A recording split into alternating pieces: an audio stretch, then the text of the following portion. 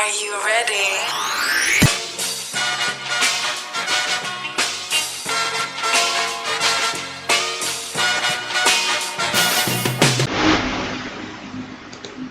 Masuk.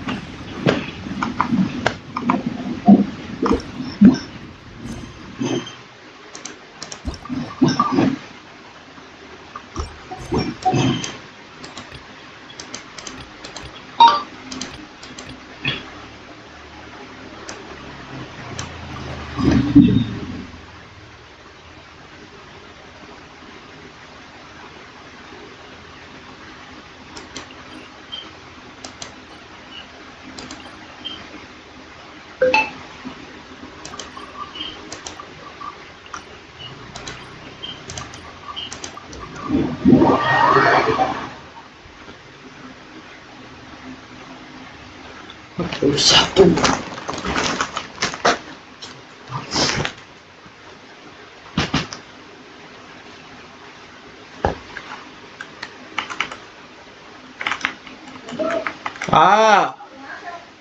Belum.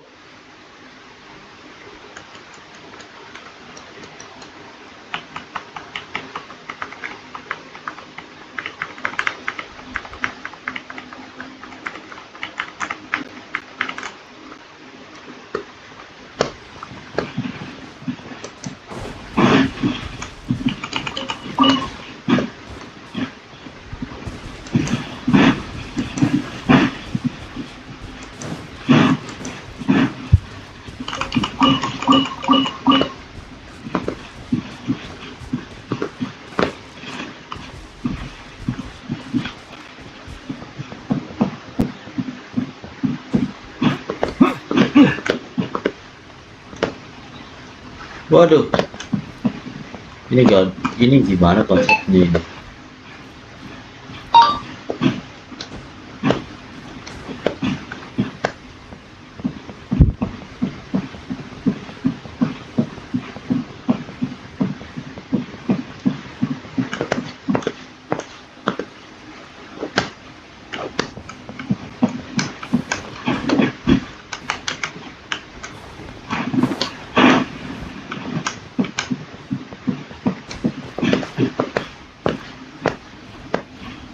Waduh.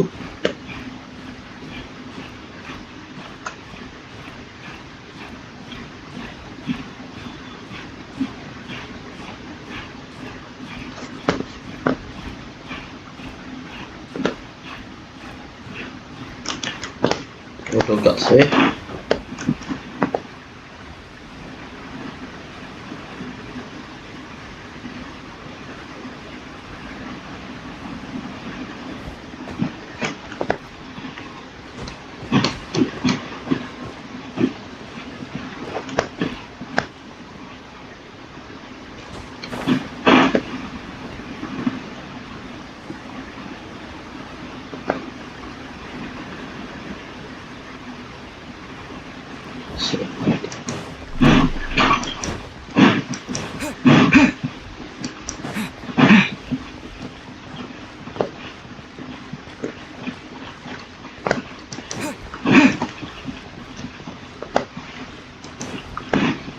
Itu dulu deh.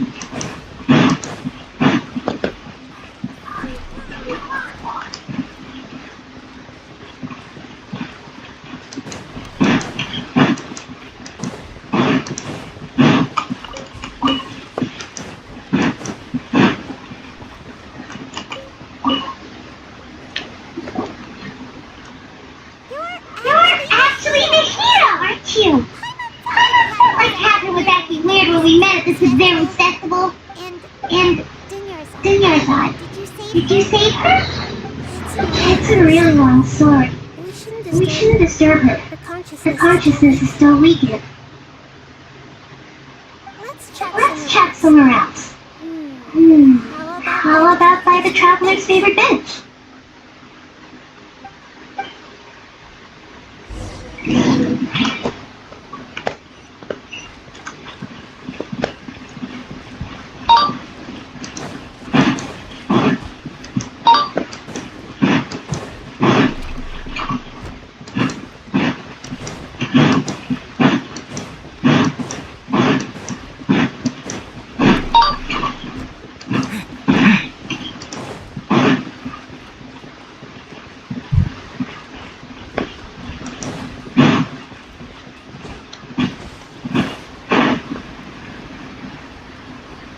Look.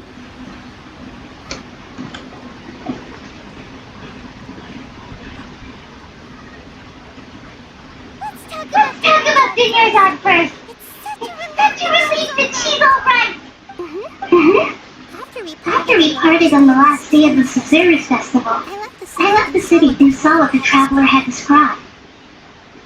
Among the countless dreams, I found one that was growing fainter and fainter. This proved my suspicion.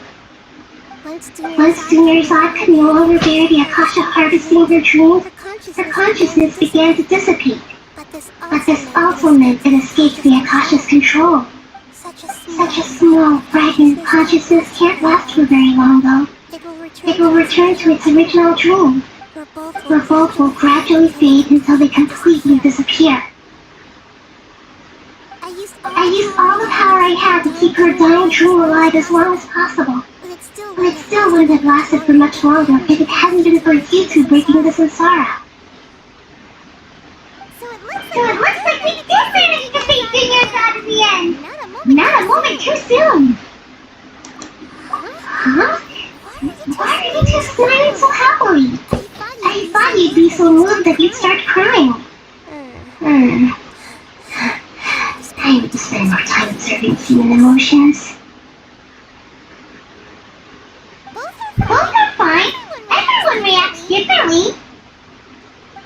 Alright, you two must have a lot of other questions for me, right? After all, you saved my faithful believer. As your reward, I will answer any and all questions. Got it. I hope my answers were satisfactory, seekers of knowledge. To be honest, maintaining Dunyarzad's fading dream took a lot of mental energy. I think I may need to rest for a while.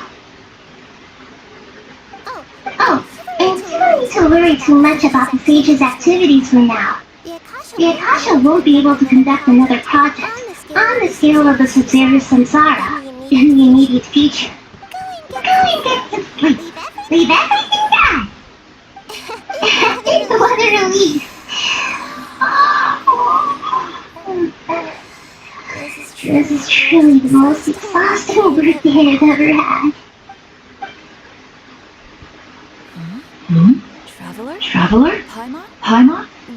Why am I here? Do either of you know? Maybe you were sleepwalking. You know you can't wake up a sleepwalker. We happened to walk by, so we thought we'd wait for you to wake up. I see. Huh. I should visit my maintenance personnel sometime. Oh, I'm fine. I better go. Thank you.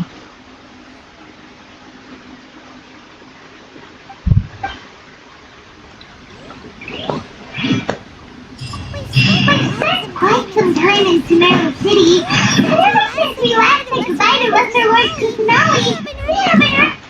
What?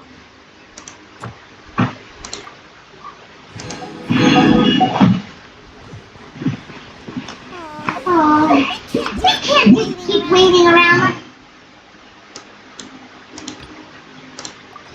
Let's go find Catherine and pick up the work so we can at least keep ourselves busy.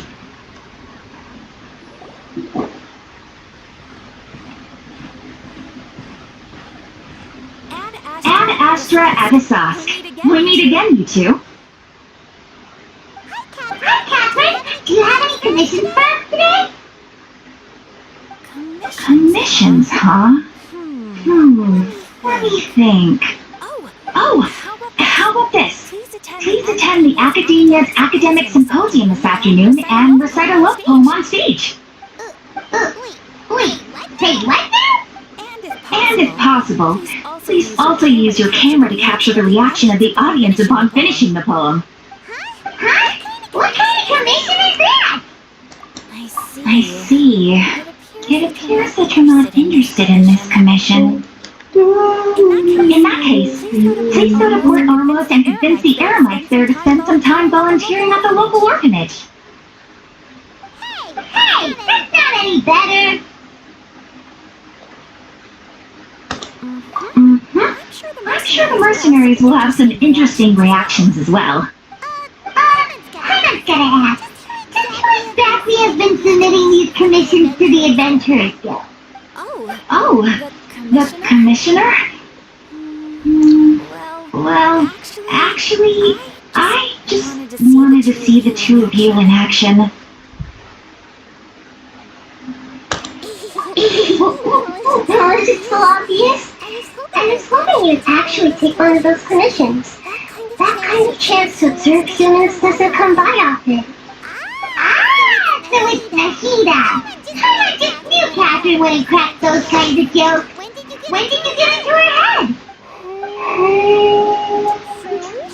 She said, add Astra out of sauce.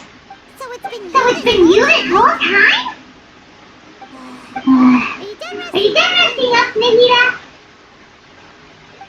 Yes. I've been sleeping ever since we parted ways. And I even had a really, really long dream. It was another dream about the Sub-Zero's festival, except it was a happy one. In my dream, I was sitting in the middle of a flower terrace, and everyone in Samira City was holding hands as they danced in circles around me. They danced round and round, and everyone looked really happy. I also got to sit on a gigantic flower carriage. Fairs, the native flowers, raised me really, really high above the ground, and I was throwing an endless amount of Java candies at the children. You know, Nahida, maybe your dream is how the Sub-Zero's festival really should be. It's meant to be a joyous time where everyone gets together to celebrate your birthday. Huh? Wasn't I describing a really happy dream? Why are you both looking at me like that? Wait, could this be an example of the emotion known as pity? No, we're pitying you. That would only make everything worse. We just don't want you to feel too sad. By the way, have you had a chance to visit Junior's eye? How's she doing? The Holy Armies haven't allowed any visitors after the festival, so we haven't been able to check on her. Yes, they paid her a visit right after we woke up. She was resting at the time. Her condition is stabilized. However, since Elazar is a manifestation of the withering of the human body, we can only cure it by finding a way to take care of Irminsul's own withering. But for the moment, our top focus should still be figuring out what the sages are up to and what they're planning. Right. Who knows what'll happen if they manage to pull off another scheme like the Samsara of the Sub-Zero's festival? So our first priority should be investigating and putting a stop to the sages' activities. As for how we should pull that off, let's discuss it somewhere else. There are too many adventurers around here. Oh, good point. Sorry, adventurers!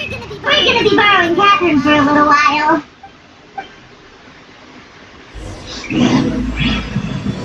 Oke, dimulai.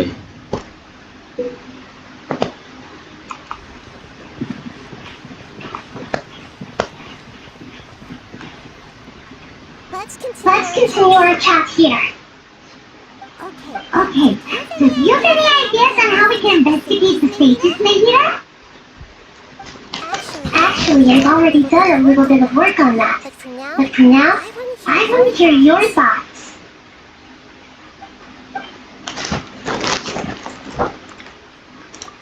I've I've already tried that. But all the key members of the Academia, even the core 30 guards, intentionally avoid wearing their Akasha terminals. It seems that from the very beginning, they've been guarding against info leaks from the Akasha. Of course, it can also be because they're wary of me. Have you already caught the sage's attention? I'm guessing not yet, but this trusting me would make perfect sense if they'd ever paid attention to the urban legends about me. In any case, I probably can't take over their minds directly. No way, that's too risky. You mean it'd be too easy to get caught? No, it's not that. We shouldn't involve innocent students in this. A single mistake could completely ruin their lives. Doing that would be ignoring the safety of my people for my own selfish goals. How is that any different from what the sages are doing? That's a good point. Spoken like the goddess Sumeru.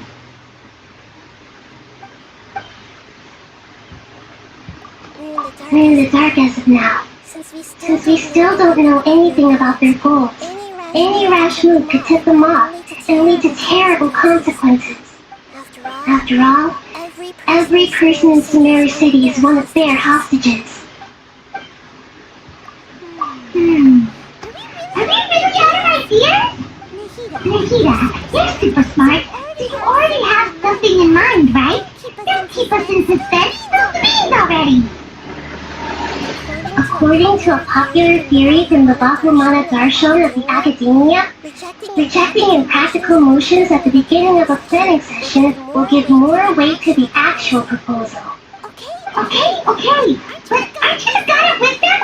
You don't have to use that kind of gimmick to make us take your ideas seriously. Well, I've been thinking that if I can't directly possess the leaders, and if I can't get ordinary people involved, then I should find someone who's already involved, but hasn't decided to side with the sages. You're saying we should recruit a spy? That does sound like it could work. Oh, before coming back, we met someone named Alhaitham. He seems like he acts alone, and he likes doing stuff behind the Academia's back. They probably aren't in cahoots. Actually, I already have someone in mind. Do you still remember that female scholar named Sataria? Sataria?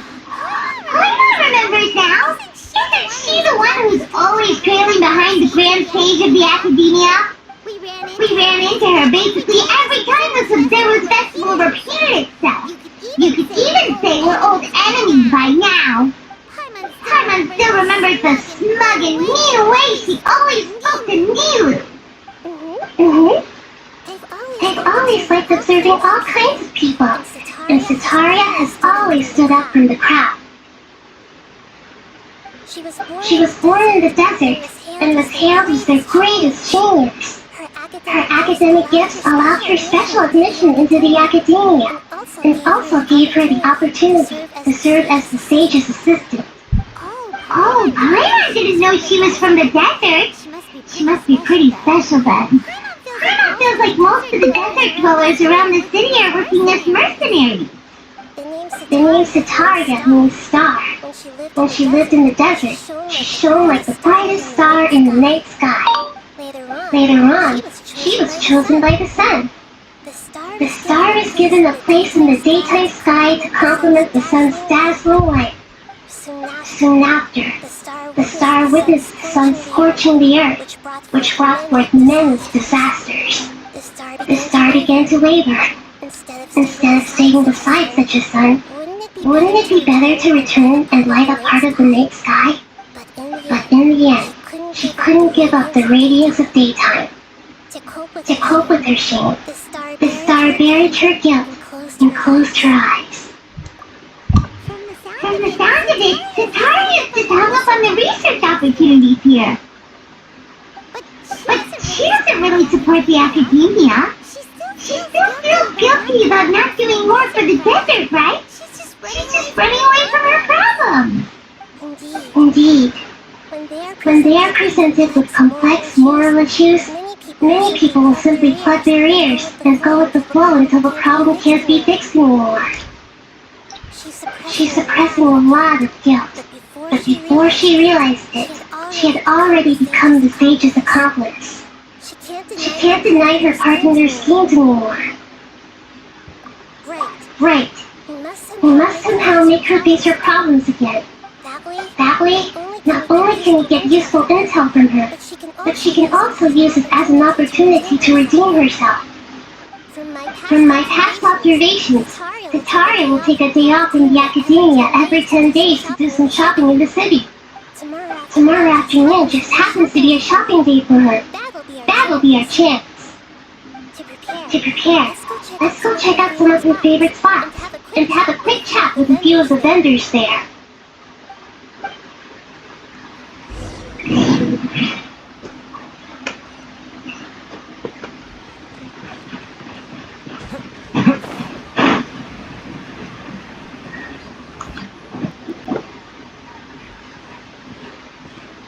This should be Sataria's favorite fortune-telling spot.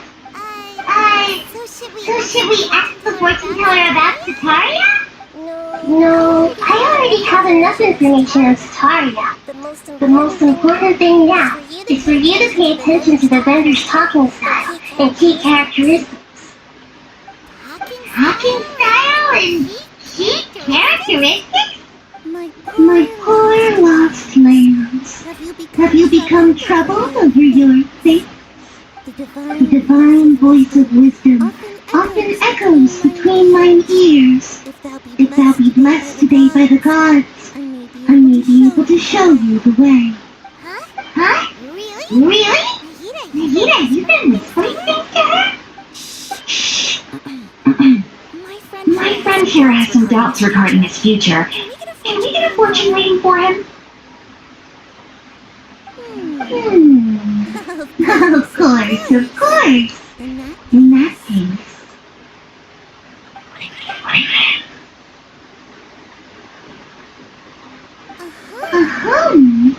It would seem that Heart and Mart are quite wary of you. Perhaps, at some time in the past, you have somehow offended the gods. Only mocking the god of Animo, questioning the lord of Dio's financial savviness, and brawling with the god of Electro. Do those count? Oh, nothing. Go on. Pick an aspect for her to divine. Health prospects. No problem at all. Boom, boom, boom, boom. The gods have spoken. The truth shall be revealed. Your life shall continue on for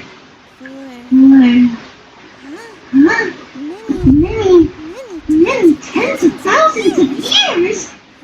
Impossible. Hurry. You two spoil my divination.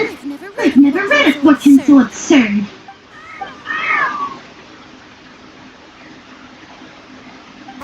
Actually, Python thinks this is probably the most accurate fortune-telling you've ever done. I admit that the orientation of today's celestial matrix is suboptimal. As such, there will be no charge. Is that so? Well, that can't be helped. If you were to bring some food offerings for Heart and Mart on your next visit, perhaps they could help you reverse the wheels of fate.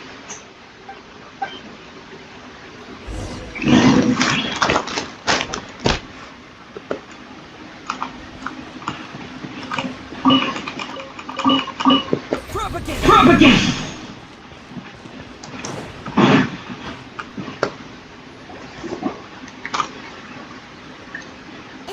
Is this another one of Sataria's favorite stalls?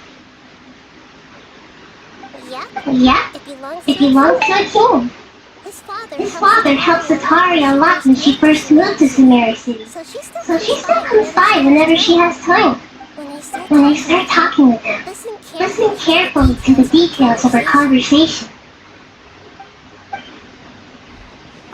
Ah, dear customer. Would you like to look at some pottery? Well, we caught wind of your great craftsmanship, so we specifically came to take a look. Oh, I recognize you. Aren't you Miss Catherine from the Adventurers Guild? Sounds like I'm in for some big business. Speaking of, where did you learn this trade? I suppose you could say it all started with my dad. He's a mason by trade, but I picked up an interest in clay while apprenticing for him. After that, I began making pottery by myself in secret. And I simply changed trades when my works turned out well. Although it's a pity that I'm no longer making much use of the knowledge provided to me by the Akasha. That's nice. You're making a living doing something you love. So is your father still working as a mason? Oh no, not anymore. A few years back, he fell from a roof and broke his leg. Since he had already saved enough mora over all these years, he's just enjoying a retired life in Port Ormos now. I see. We wish him peace and happiness in his retirement. I'll have someone in charge of logistics at the guild come by another day for some goods. We'll leave you to it. Take care now. No problem. Rest easy. All our goods are sure to meet your every need.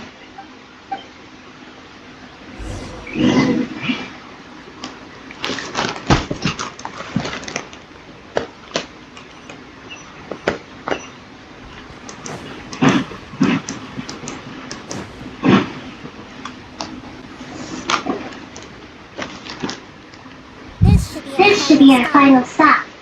Sataria is always thinking of this restaurant when she's working at the academia. So she always comes by whenever she's out in the city. Nahida, you've really thought of everything.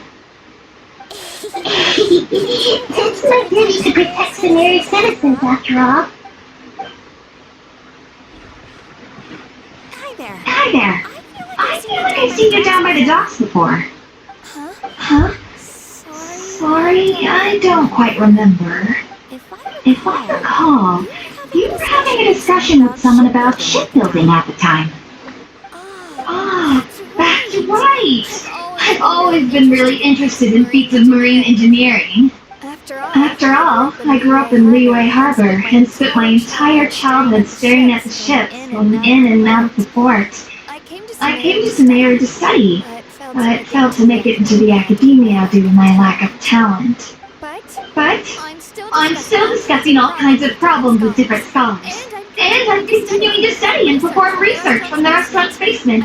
I'm sure I'll get to the academia after their next round of exams. What an admirable spirit for learning. Amazing. Sure. But you'll find hardworking people wherever you go. So this restaurant has a basement as well? Huh. First I've heard of it. That's right. It's not usually open to patrons. Most of the time, employees use it for breaks or to hold private events.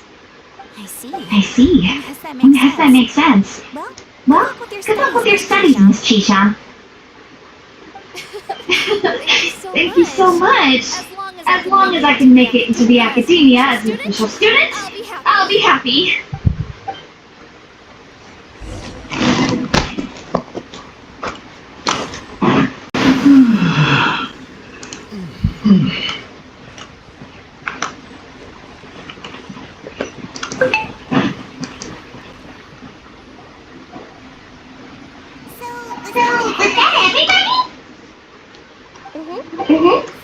Three familiar faces should be enough for Sataria.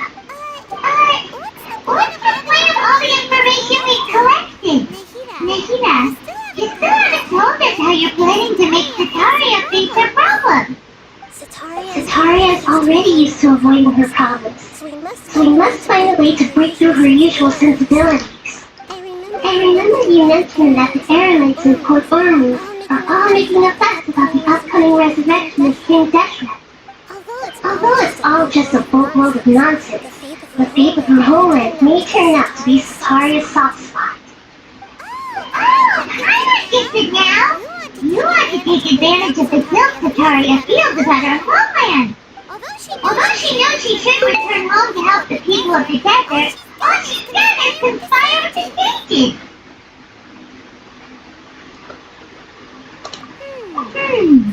So, how do we set that up? Well, King Deshret is long gone, and Satara is also too smart to fall for innocent tricks. If we simply engaged her under the guise of King Deshret's believers, she would definitely be wary of us, that we may not get anywhere. But, if we were to borrow some of her close acquaintances to talk with her, her reaction would probably be very different. So, you mean you're going to possess those people we just talked to? Yep. Possess them through the Akasha. Imply they've already converted to the faith of King Deshret, and then convey our made-up will of King Deshret. As long as everything goes smoothly, we'll get through to Sataria for sure.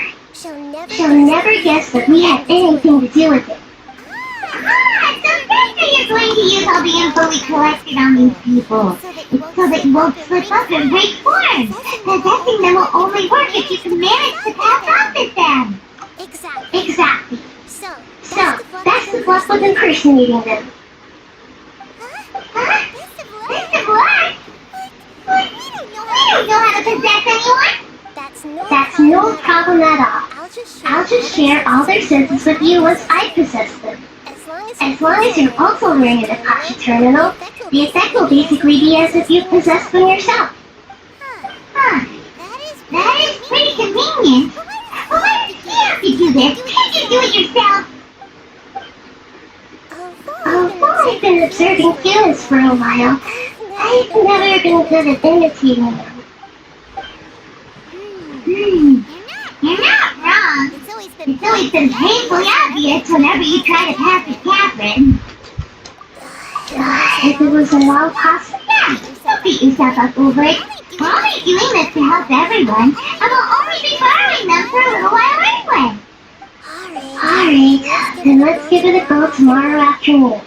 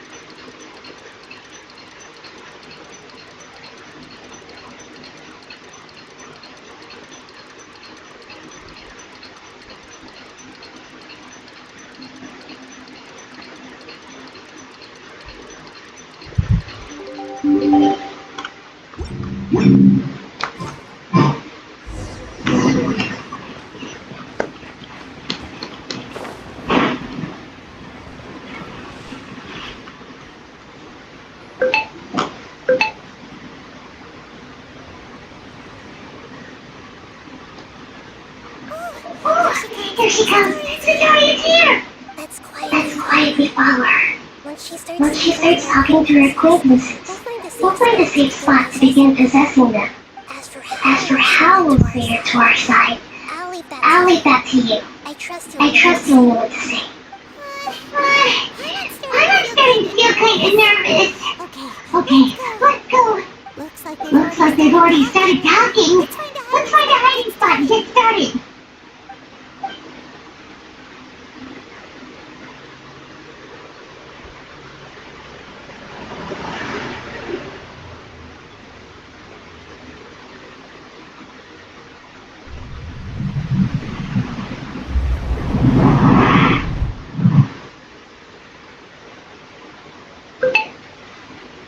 That's right.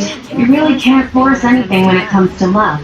Besides, everyone around me has a very different outlook.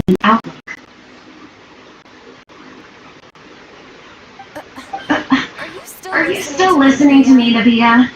Of course I'm listening. You were talking about troubles with your love life, right? I heard everything you said. Okay then. Just seemed a little distracted for a moment there.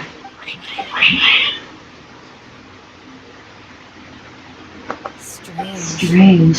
The cats seem pretty worked up. Something wrong? I always thought they were quiet, happy kitties. Oh, what are their names again?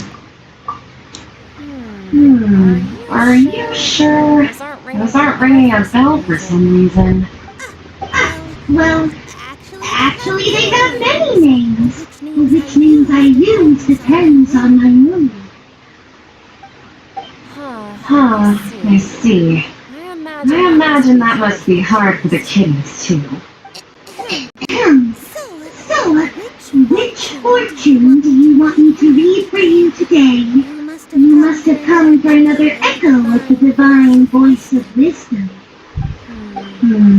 I'd like to get another reading on my love prospects, but to be perfectly honest with you, I feel like I've been a real mess recently. A mess?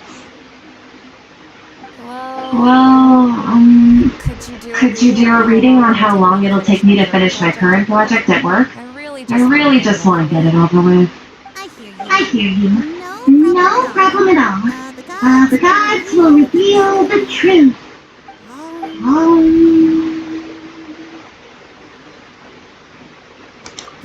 The gods are asking, Sataria, why haven't you gone home? Why haven't I gone home? Do the gods really know everything I've been thinking about? Sataria, why don't you just go home?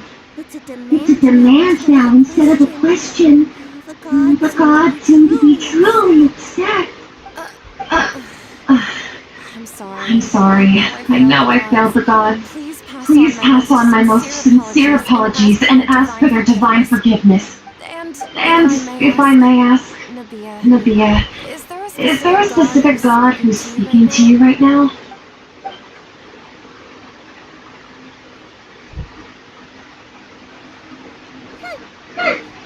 What an inconsiderate and naive question. The god who is speaking to me is, of course, the wisest and mightiest of all, King Dashret. King Dashret? No wonder he would make such demand of me. Wait a second. King Dashret passed away a long time ago.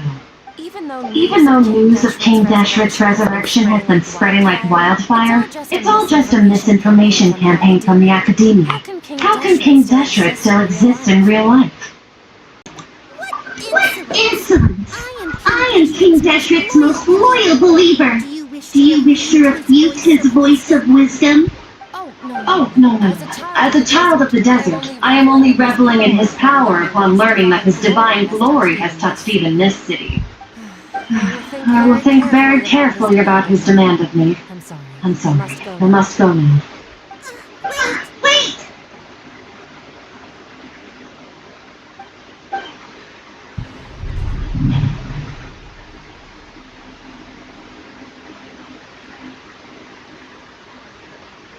Oh, she just ran off in a hurry. She looked pretty upset too. Well done. Sataria didn't seem to suspect anything amiss. To have something she's been trying desperately to avoid show up out of nowhere and berate her, that must have shaken her to the core. Aw, Nihida, it seems like you understand human emotions really well after all. All I know are some abstract Haragata theories. In any case, my time with you has shown a lot of them to be utterly useless. I'm still trying to make sense of everything. Anyway, enough of that. Let's hurry and catch up to Sataria. She's out of camp now. Right on cue. Let's get ready to present him right away.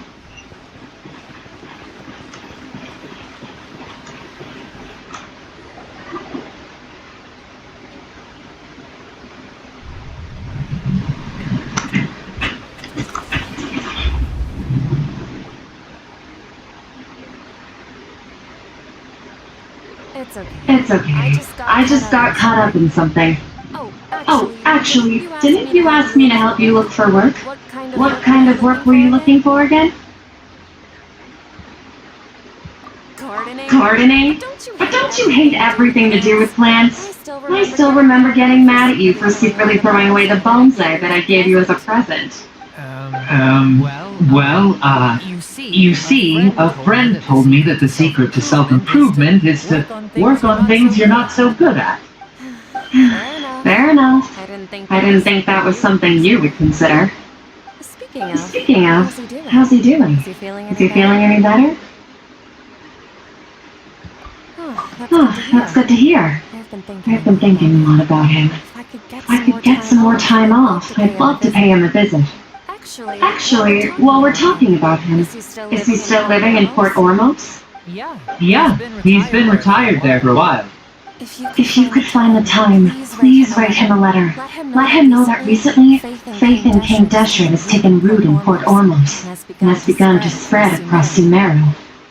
He has a quick temper and has always been a devout follower of the Dendro Archon. I don't want him to get into a fight with those King Deshret believers because of a difference in beliefs.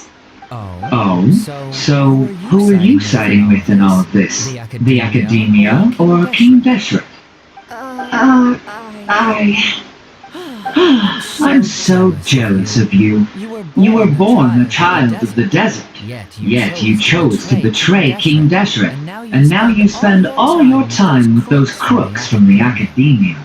Akeem, you don't mean you've also become a believer of King Deshret? What's so strange about becoming a believer of the wise King Deshret? In fact, aren't you the strange one? The one who still can't pick a side? Can't pick a side? Me? Whoa! I had no idea you'd be so good at this! You really zeroed in on the issue and put it right in front of her. It might feel a bit overwhelming for Staria. But once everything is over, I'll be sure to pay her a visit to her mind and explain everything. Anyway, let's keep going.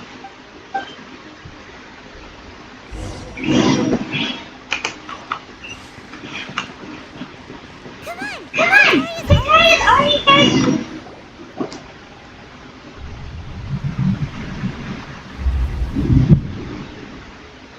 So, Shishan, have you noticed anything weird in the city lately? Like, as if someone was trying to preach to you about something?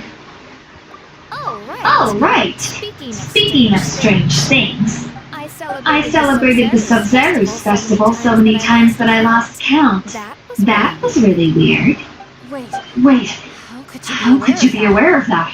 That should be impossible. Nothing in the report indicated anything like that. Are you still failing to realize that the Academia's lowly Turks could never deceive all of Sumeru's citizens? Shishan, don't tell me that you've converted to King Deshret as well! What an absurd question. You make it sound like I should be ashamed for becoming a believer of King Deshret. In reality, shouldn't you be the one who is ashamed? You, who worked side by side with the Academia, and treated people as nothing more than experimental subjects? Please stop! Even now, Victoria's still trying to run from her problems. She can no longer justify everything to herself. Hey, she's trying to talk to the guards! What should we do? This is the most important part of all. Quick, get ready. Mercenary, you're a member of the Core 30, correct? Please help me pass a message to the Watcher right away. The situation in the city is getting out of control. Please, try to remain calm, Miss. Tell me what's happening in the city. Heretics are infiltrating the city, and they've already converted many residents to their side. Heretics? What kind of heresy are you talking about? King Deshret! Many people I know have suddenly started believing in him, but he's long dead. It's impossible. Miss Sataria, nothing is impossible. You know my name? King Deshret is immortal, and all who defy him will one day pay the price. You must face the truth, Sataria. You tread a treacherous path, and the longer you ignore it, the tighter the Academia's grasp on you will become, and the deeper you will be ensnared. Child of King Deshret, never forget that the desert that belongs to you lies elsewhere. What's so strange about becoming a believer of the wise King Deshret? In fact, aren't you the strange one? The one who still can't pick a side? What an absurd question. You make it sound like I should be ashamed for becoming a believer of King Deshret. Sitara knows why haven't you gone home?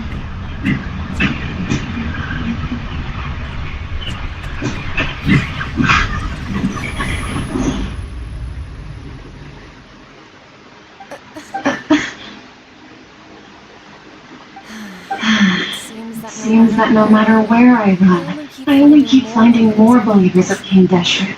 I have to say, this is a familiar feeling. I've also been running from my guilt this whole time. Guilt over my part in the sage's plans, and from ignoring the letters from the children of my homeland. No matter how much I may try to ignore or get rid of it, the guilt always comes back. You won't necessarily lose your research opportunities by facing the truth. Besides, did you really want to conduct your research while carrying such heavy feelings of guilt? How do you know me so well? Are you truly just a believer of King Deshret? Or are you the god himself? That's not important. The important thing is to pass judgment on the academia and its sages, and to correct their mistakes. If you could provide some assistance in this matter, perhaps it could serve as a form of atonement. I've actually never believed in the gods, but I've always believed in serendipity. Her appearance must be a fated opportunity for me to get out of this wretched situation. Please tell me, what can I do for you?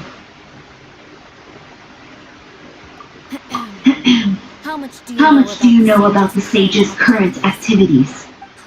I was just one of the designers for the masked dream harvest scheme, which is what happened around the Sub-Zero's festival. But I know very little about the full scope of the overall project. I'd assume that only staff with the highest clearance would have access to those confidential documents.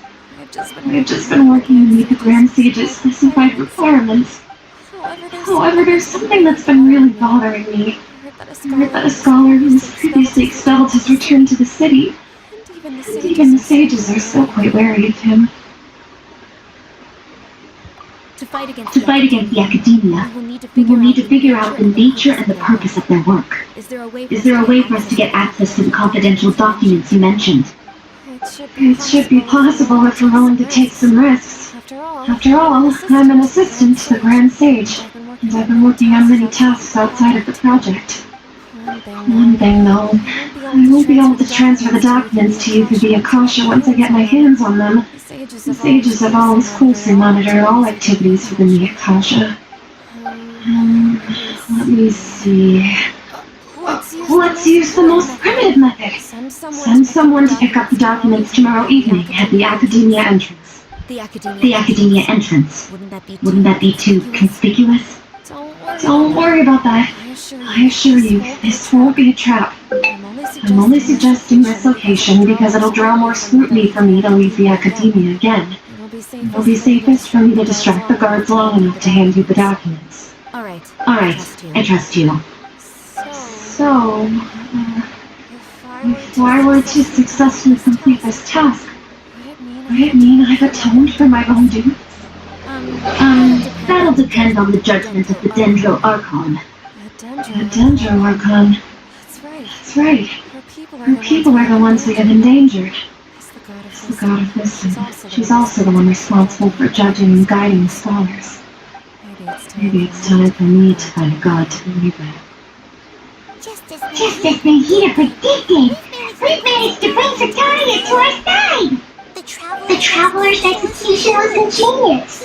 He's the one who deserves all the praise.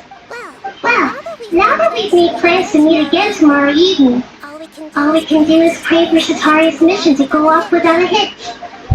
Hey, but if we're going to pray to the gods, aren't we just praying to you? God of wisdom and guardian of the scholars? No. The truth is the true guardian of scholars. I've always believed that. Hey, let's meet it again tomorrow evening at the Adventurers Guild.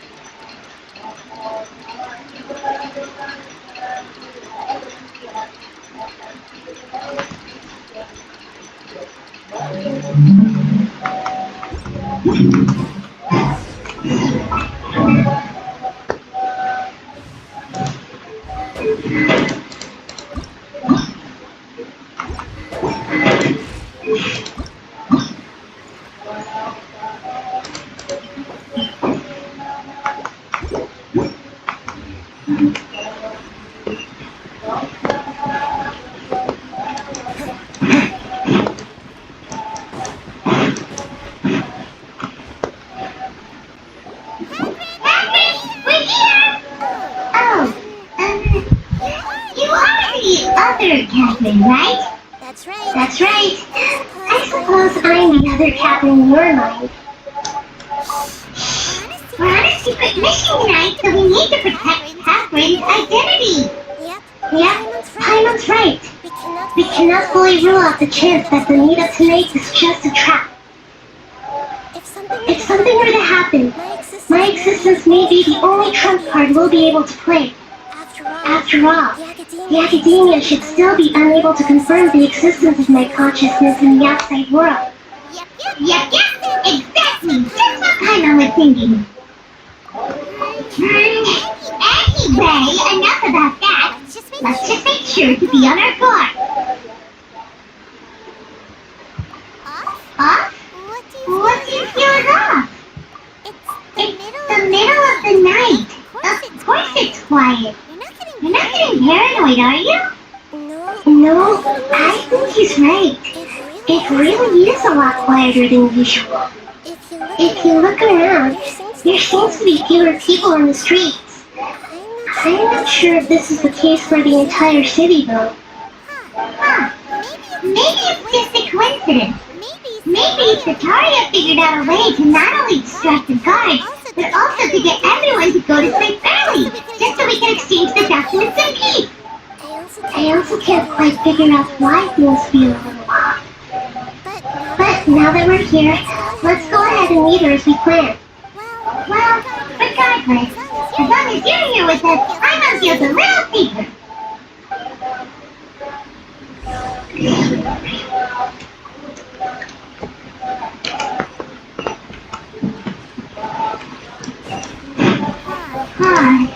There really aren't many people out right now.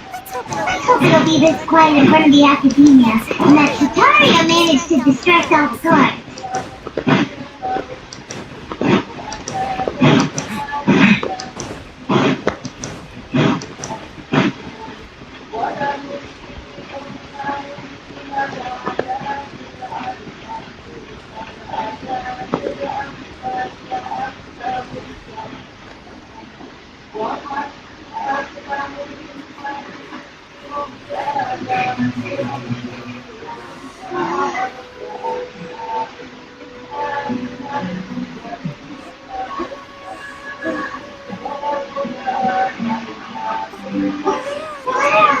People do get here at this hour of the night.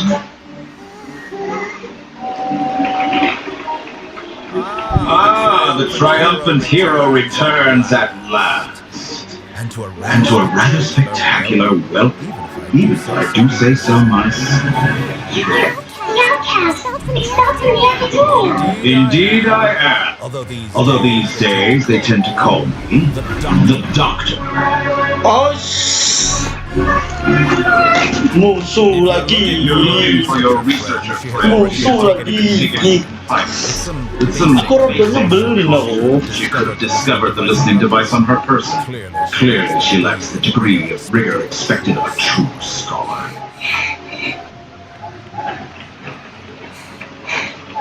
The people of Samir City. What have you done to them? I simply made some minor adjustments to their Akasha terminals. Now they can deposit information directly into the subconscious. As you can see, all these lovely people now believe this traveler is a hero who has just saved the world. My experiment is a success. And now it seems they can no longer hold back their sheer adoration. No, what should we do? These are all just regular people. Leave now. You need to get out of here. But that guy's open to be harbinger. We can't just leave you here. Nor can I abandon the people of Sumeru.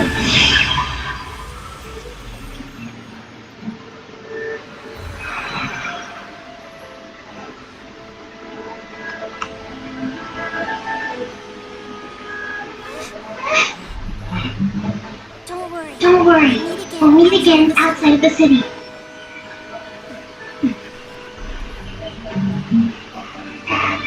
I see. You appear to have overridden their mental faculties with your own consciousness. To possess such a powerful mind, you must be the god of wisdom.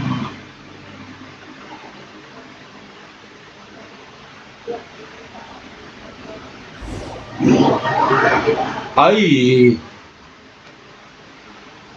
Gelut.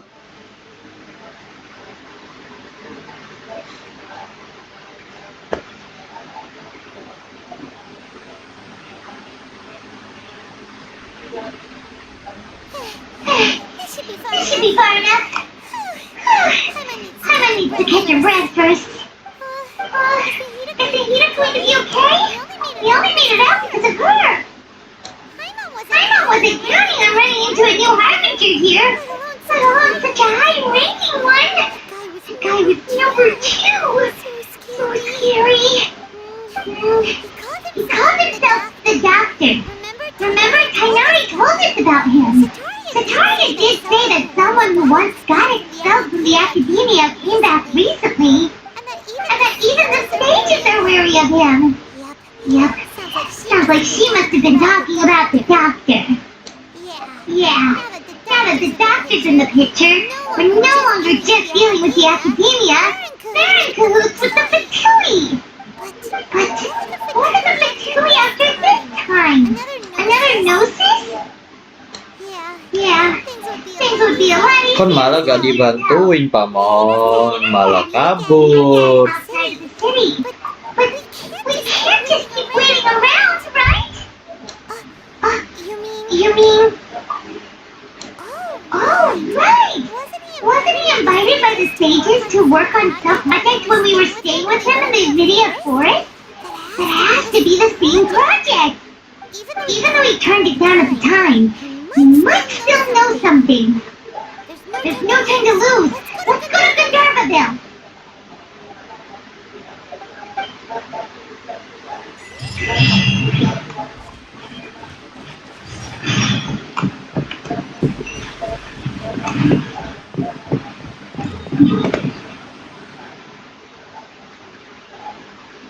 Deh. Benar-benar dikuasai musuh.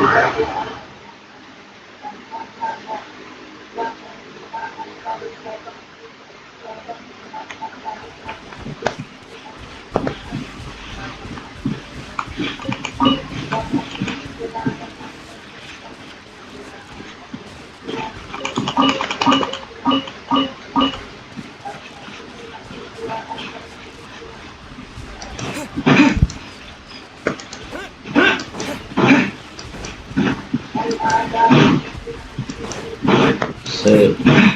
Tapos saya bertarung dulu.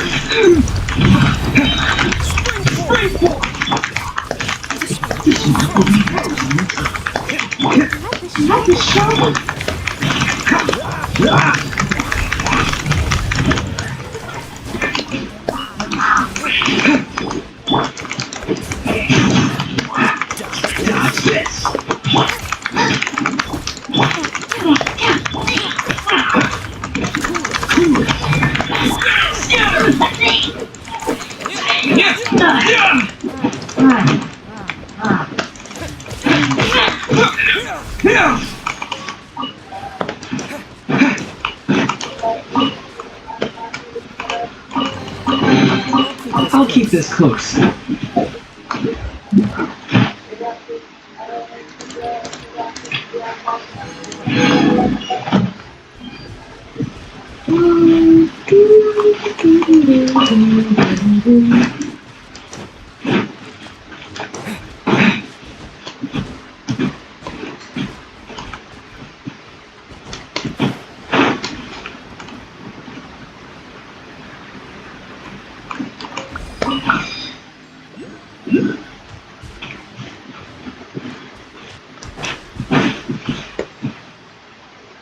Hold it right there. A blonde-haired traveler and a floating fairy. We've got it. Right. Take a look around. You've fallen right into our trap. Are you mercenaries from the Core of 30? Did you come here to arrest us? Core of 30? We're nothing like those government lapdogs. We don't even get scratched for their work. We are an elite brigade that commands the highest commission rate in all of Sumeru. We're here on the orders of a client known only as the Outcast. The outcast? An outcast from the academia? But why wouldn't the doctor just send the Fatui after us? Still wasting time on idle chit-chat. We'll shut you up soon enough. Get them! You're up, traveler! Following orders. Freeze!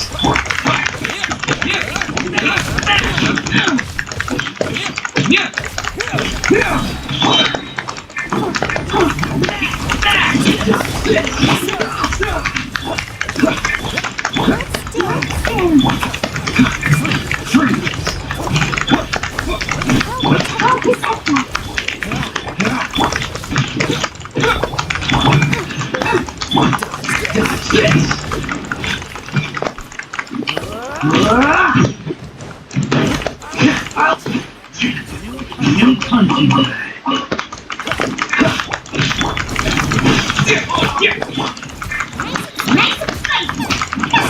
Freeze! Scatter! I'm so sorry. That's this.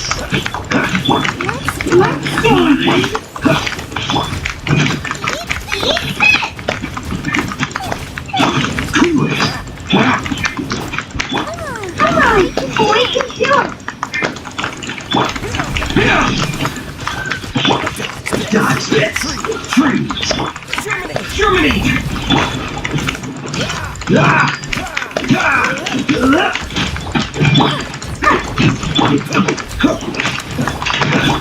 Scatter! Cool it! Get frostbite!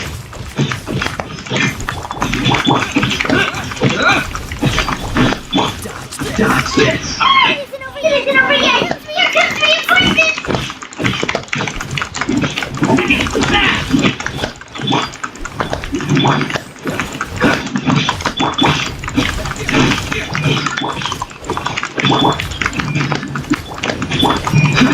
Smash this!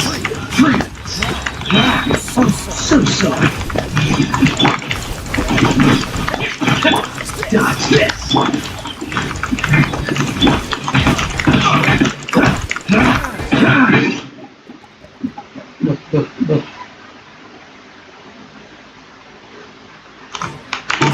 Freeze!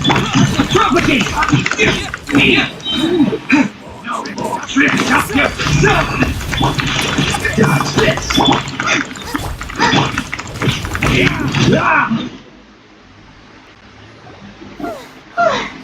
That was pretty rough. Is that what elite mercenaries are like? Yeah. Looks like we'll have to keep our guards up. But this doctor guy seems like a pretty tough opponent. He knew exactly where to set up an ambush. Did he predict that we would try to find Kainari? Going up against smart people is tough. Anyway, let's keep going.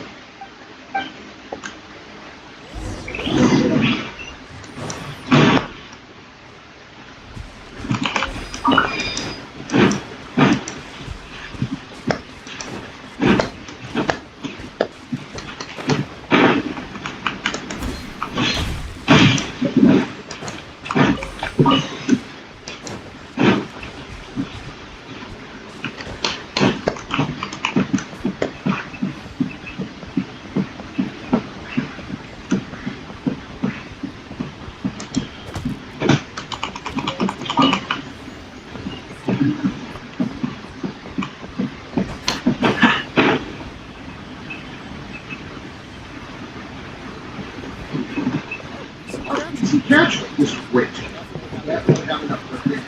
How many groups? Oh, it's the Traveler of Paimon. What are you two doing back here? Hey, it's nice to see you again. Are you doing alright?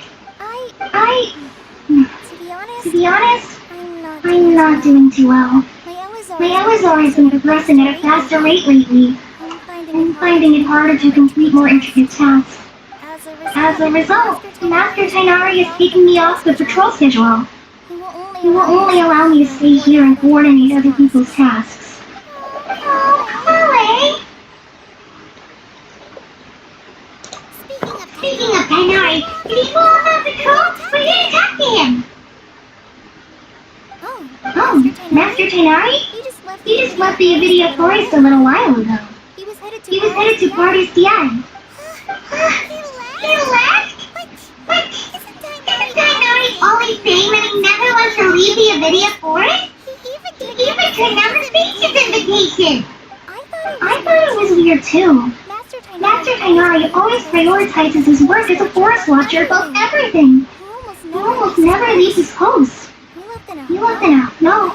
I only found out that he left through a message he left behind. He also made sure to delegate all his tasks using a schedule.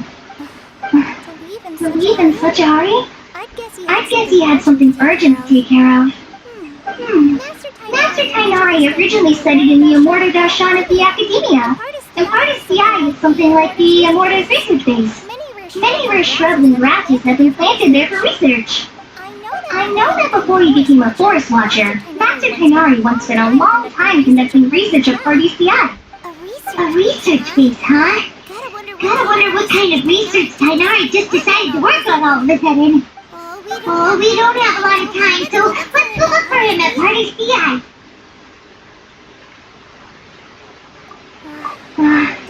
Don't worry. I'm fine. I'm used to living with Elazar by now. If you run into Master Tainari, please send him my regards. Got it. Will do. See you later, Chloe.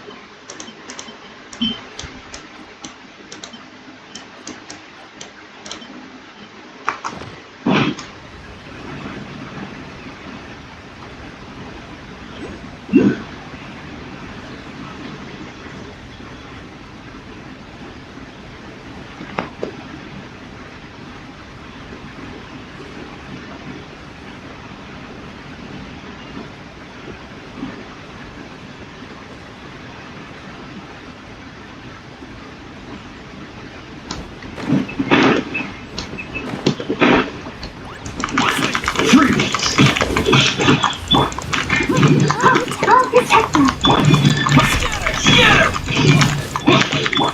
Dodge this! Frostbite!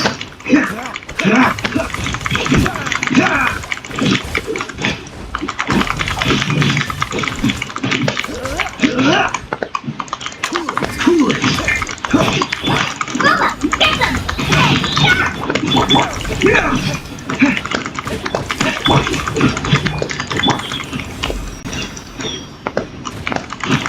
Nice, let's stand. Treat!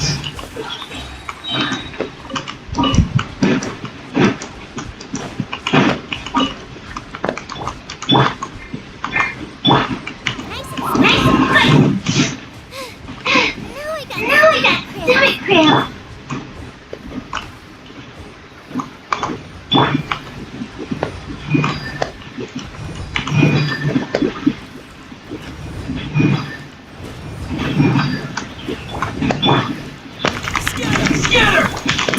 Dodge this! This will be frozen! Propagate! Spring forth! Oh, shit. Let's fight it!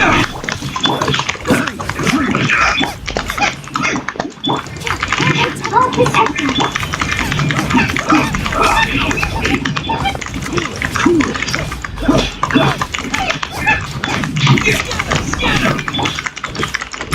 Dodge this! Right! Propagate!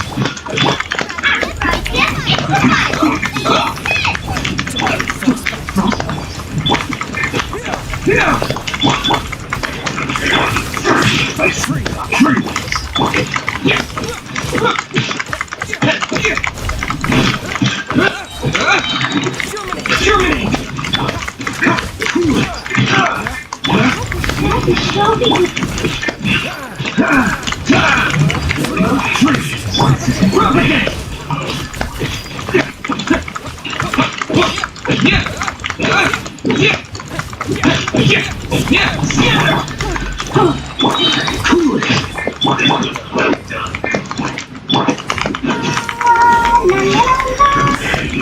Dodge this! So.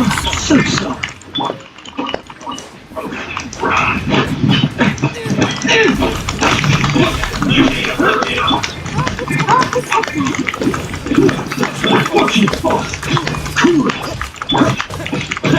Propagate!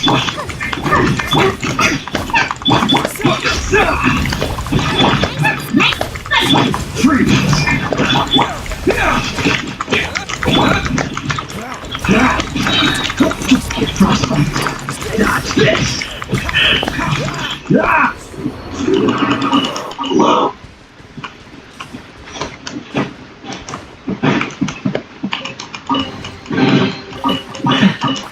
Quite the find.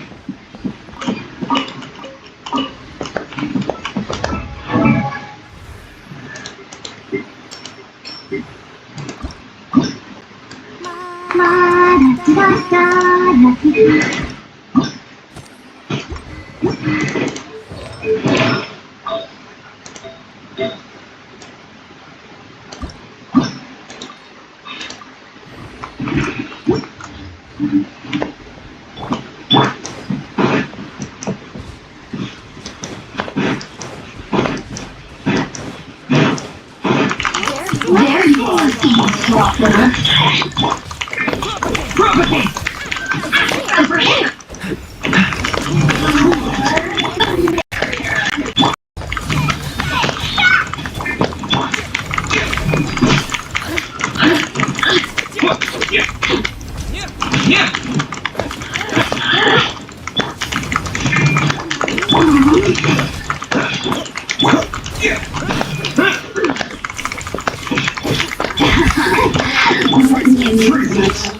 You really know how to get me going.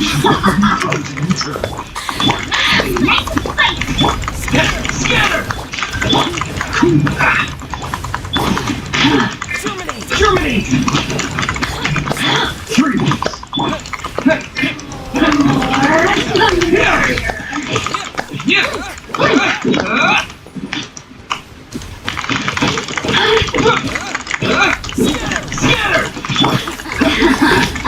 Let the show begin.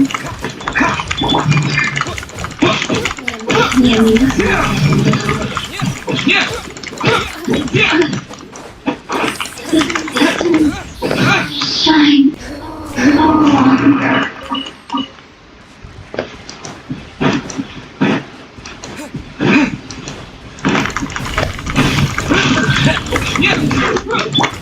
Come on, we can do it. Let's dance.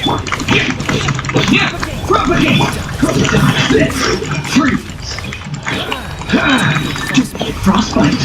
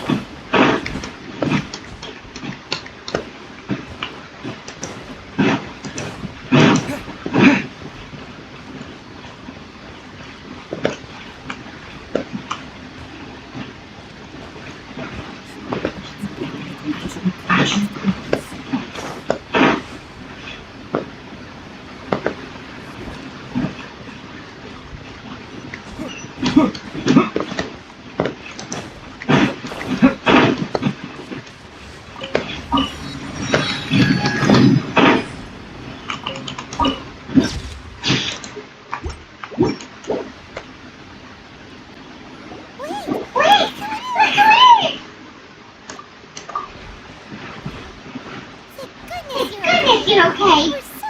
so worried about you. Hey, this was supposed to be a touching reunion, but you're ruining the moment.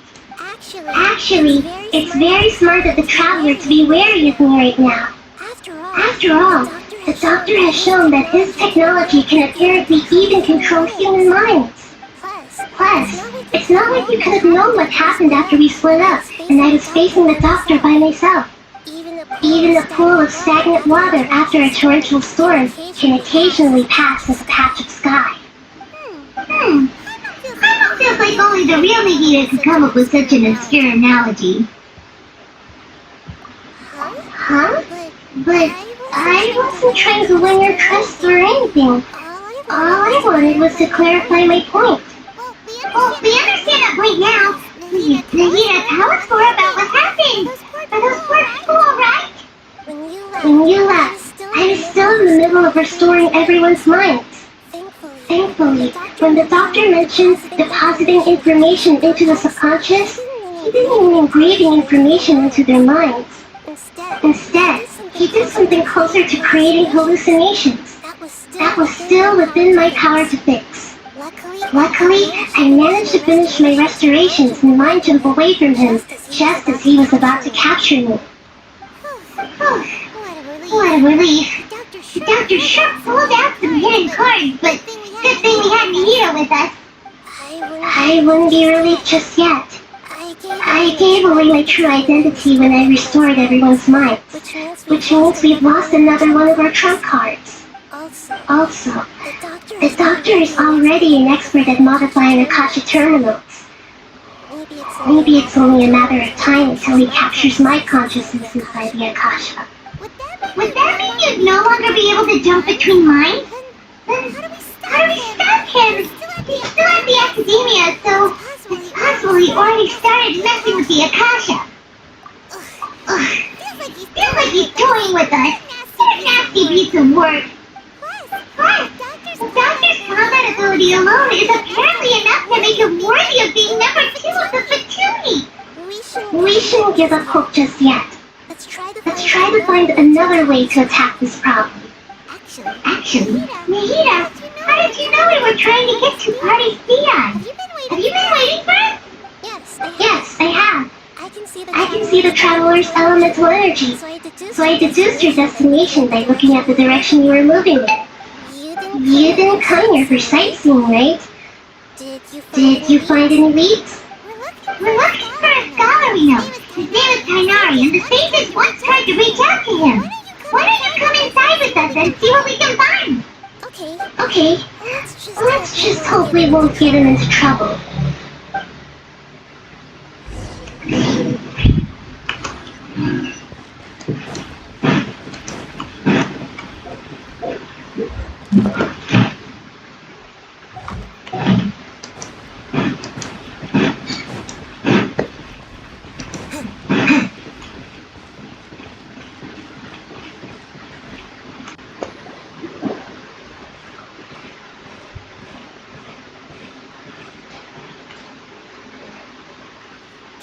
Traveler? It's you! It's Apisha! What a pleasant surprise! It's so nice to see the two of you again. Who's this? She's the scholar we met in the Avidia Forest. When we last saw each other, she was still training in the...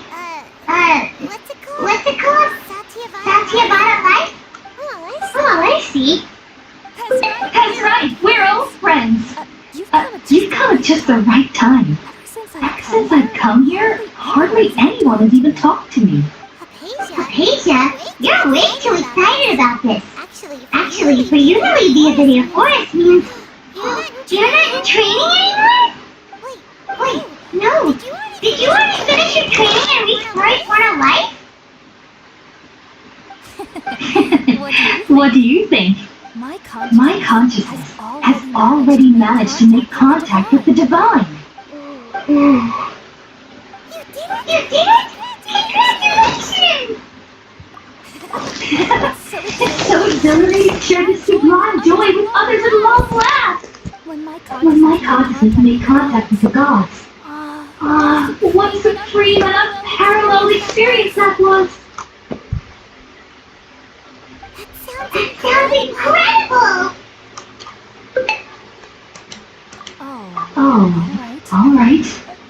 Actually, please wait. I haven't forgotten my promise to you. Remember? I promised to help you understand what you saw from Irminsul once I gained deeper insights. My current self has not only gained true insight, but I can even help you establish a direct connection to the consciousness of the divine. You can do that?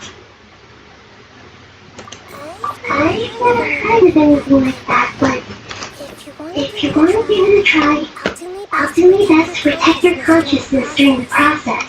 Hold on. I brought some spirit board now with me. This is still a crucial part of the ceremony. We're using that incense again? Alright now. Hold my hand. I'll help you establish a pathway to connect your consciousness. Beda.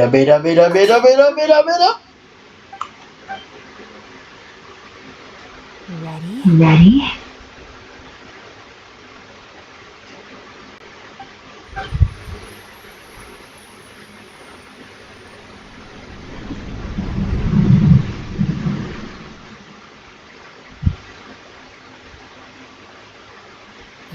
It took 3 betrayals for me to finally understand. The world is just an elaborate tapestry of lies. My fury will never be quelled. The first to betray me was a god, my creator, my mother.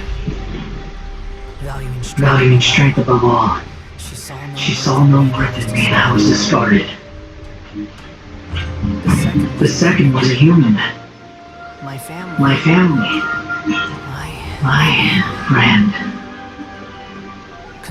Consumed by fear, he saw me as an abomination. The third was one exactly like me, a hope for the future, a fledgling barely out of the nest. Powerless before his mortality, he broke his promise to me. Humans, they can't be trusted, and the gods fill me with pure loathing. So I said good riddance. I denounced the world and laughed in its face.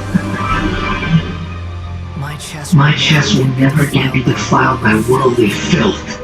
I will scrub away every last trace of human emotion. Then it will be empty, a blank slate, and ready to receive a supreme gnosis, brimming with pure divinity.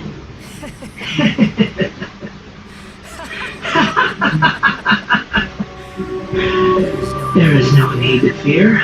The pain will be brief. Your era is coming to an end.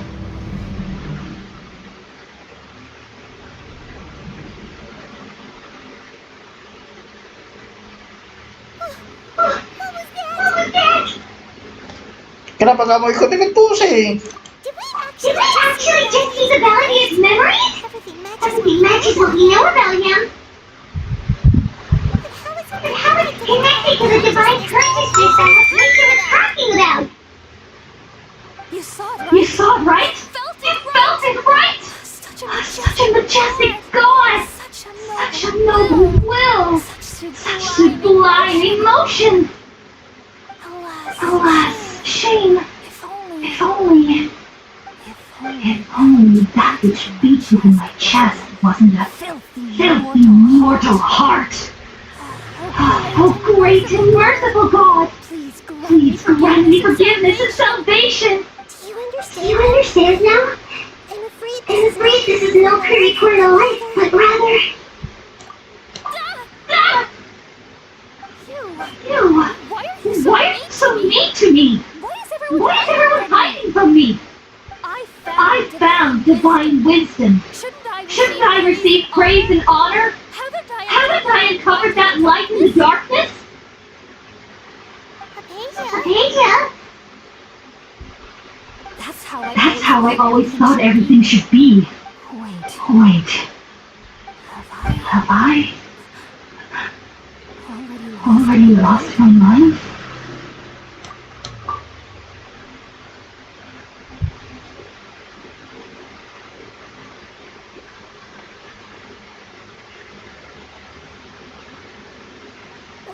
Wait, something isn't right. Tuh, kan? Tuh, kan? Tuh.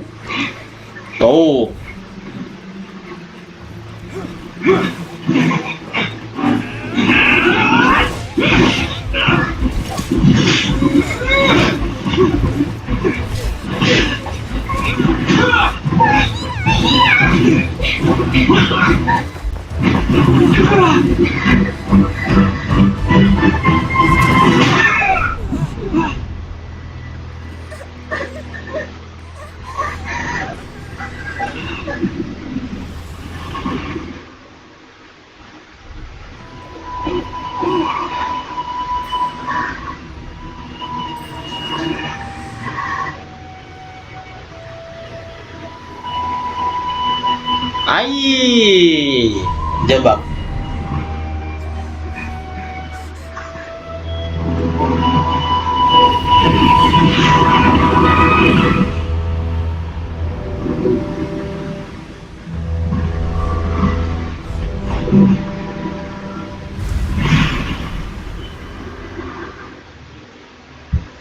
Tahu, harus lari.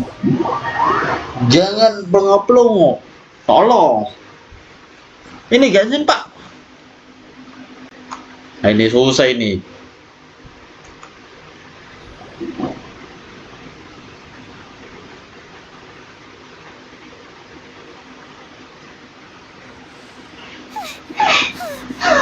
Okay, we finally lost him. Are you okay, Nahida? Wait, no. Something feels different. You're back! Oh, the traveler's back? Nahida was controlling your body for a while. Seemed like she jumped over to you as an emergency measure right before the capture puppet was destroyed. After that, I heard the commotion and came over. He helped us defeat the mercenaries and then he ran with us all the way here. What? You swapped places? You mean your consciousness also went into Nahida's body? Wait, then where is Nahida's consciousness? Where is she now? I never imagined that an individual's consciousness could be transferred around like this. Had I not seen it with my own eyes, I would have never believed it. I don't think this can be achieved with current human technology. Also, while we were running, the consciousness in your body told me to pass on a message. She said, the doctor has found a way to trap my consciousness, so I can't journey with you anymore. But even in a moonless night, a shower of starlight can still drown out illusions and lies. No! He is trapped in the sanctuary of Sir thought of for good this time! Was that message all she left for us? It's pretty vague. Oh, that makes sense! Since the doctor captured her, she won't be able to say anything without it knowing! She's being extra careful. Even in a moonless night, a shower of starlight can still drown out illusions and lies. Paimon knows the moon illusions and lies are from that alchemical divination at the Sub-Zero's festival. Didn't Nahida use a starlight analogy before? It had something to do with Sakaria. Oh, that makes a lot of sense. Do you think Nahida was telling us to go find help in the desert? But she isn't with us anymore. Think we'll be okay? Paimon, you said Sanctuary of Suristan, correct? Does this mean that this Nahida you're talking about, the consciousness who was occupying the traveler's body, is the the Dendro Archon? Your guess is correct, but the situation's a bit complicated, so it's really hard for us to explain right now. That's all right. That's all right. A scholar's curiosity doesn't need to be appeased right away. As for the complicated nature of the situation, safe to say I have witnessed that for myself. I've spent some time with you, and it looks like the Dendro Archon's also on your side. So, I trust you. I trust you. Thank you, Kainari. Oh, actually, we came here to ask you a question. What do you know about the project that the sages have been working on? That. While I was indeed invited to join that project, the sages were always secretive about its scope and goals, so I eventually declined. All I know is that the project has something to do with the restoration of Irminsul. Huh? Did you see something when you were in Nahida's body? What? Do you have any evidence?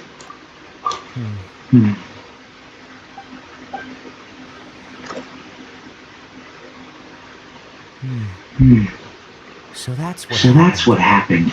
That explains why Hypatia's symptoms were different from those of the other scholars who went mad. It's because she made contact with the consciousness of a new god who is still in the process of being born. Kainari, did you leave the Avidia Forest because of Hypatia? I did. I noticed Hypatia's mental anomalies, but since her symptoms were rather atypical, I secretly took her to Pardis DI and began searching for a way to return her to her normal self.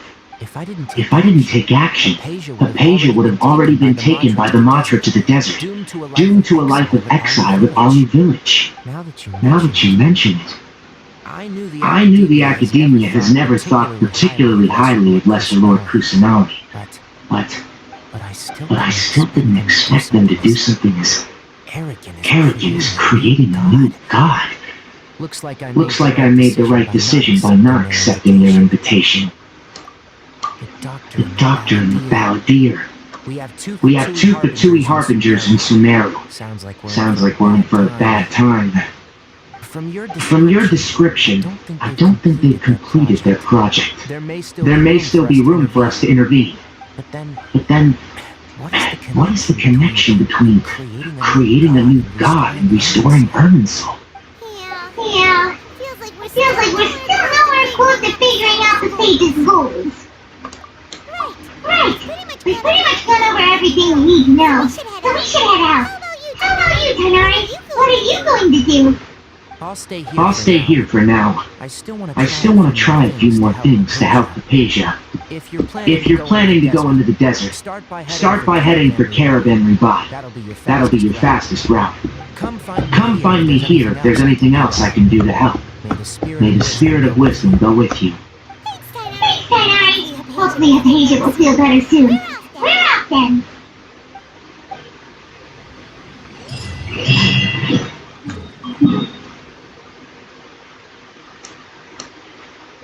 Tuh.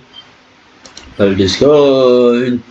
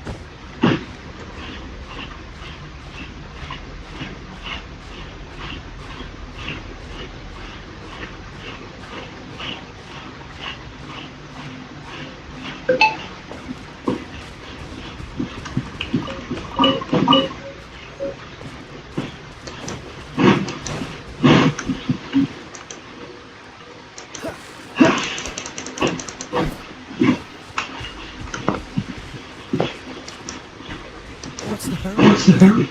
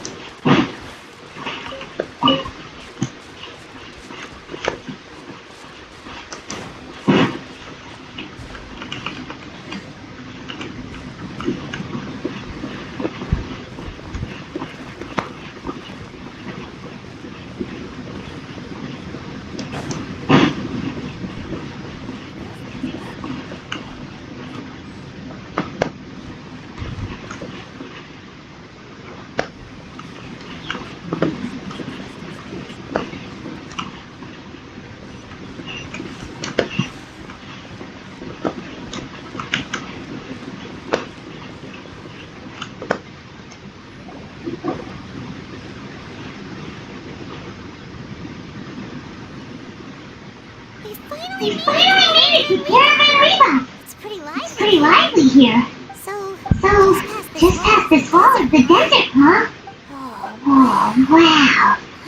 I don't remember hearing people call this the Wall of Samiel. It's made to block sandstorms from the outside. Oh, if it's this tall, it's gotta be the divine work of Greater Lord Rukkhadevata, right? Enough gawking. Come on, follow me. Huh? Over here.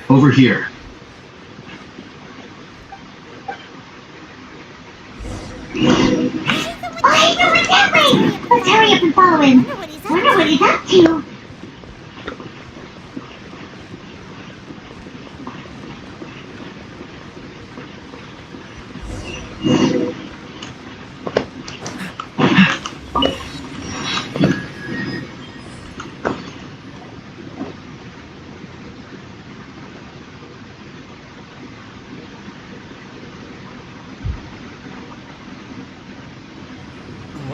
What the? Where did he go? Where did he go? How did we lose him? They were just here a second ago. More airline mercenaries? Who are they working for? Anyway, Traveler, it seems like we were being followed again.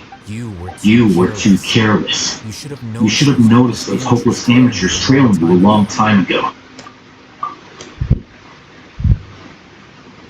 There's no need to thank me. I've never cared to keep track of personal favors. All I did was correct a mistake I happened to come across. It's a habit I developed at the academia. You really keep playing on a scare, Alhito. Never thought we'd run into you here. Last time we met at Fort Ormos, didn't you say you were going back to the academia? Wait, don't tell Paimon that you're here to take us back on their orders! Oh, so you've already landed yourselves on the academia's hit list. I can't say that I didn't expect it. However, had I wished to turn you over to the academia, don't you think you'd already be the Eremite's honored guests by now? Oh, right. You do have a point. I have no interest in running errands for that project. As a scholar, I've always belonged to the camp that promotes researcher autonomy. And these days, you're more fascinating than anything the sages can offer. Not quite. To tell you the truth, I'm still investigating the divine knowledge capsule. Unfortunately, I've run into some difficulties. Everyone says the capsule originated in the desert and was eventually moved to Fort Ormos. If I am to get to the bottom of this, I must understand how the capsule first came to be. Which brings me back to you, and why you're so interesting. The leader of Ainul Ahmar used the divine knowledge capsule right in front of you, and upon seeing him, your expression became perplexed, and you were lost in thought for quite some time. To have that kind of reaction, I think you must have realized something. Are you interested at all in sharing what you've been hiding from me?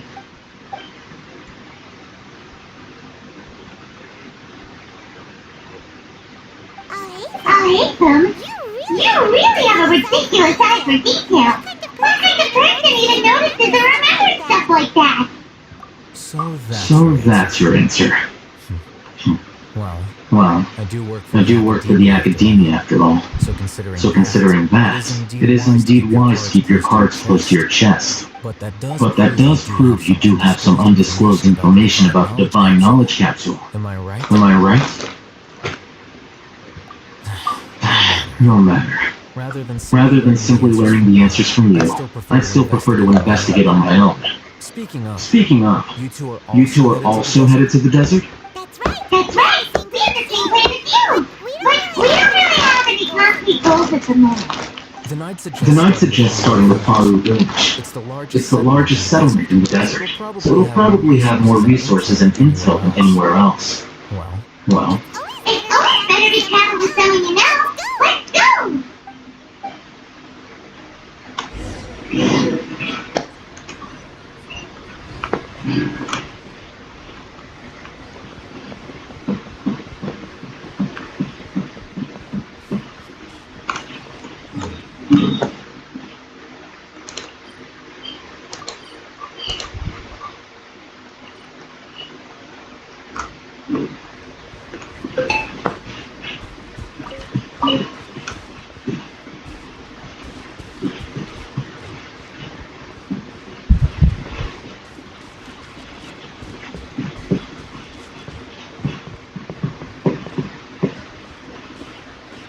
Assalamualaikum.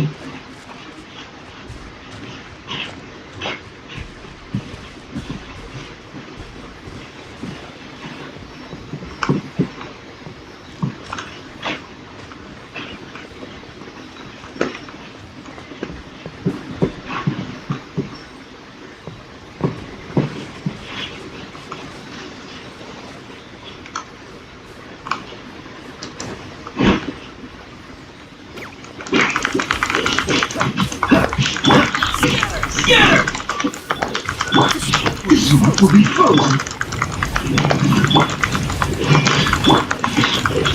Propagate! Dodge this!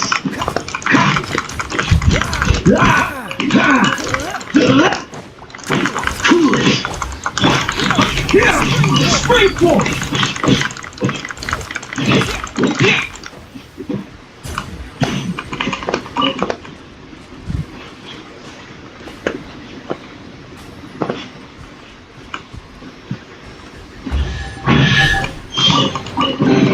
I'll keep this close.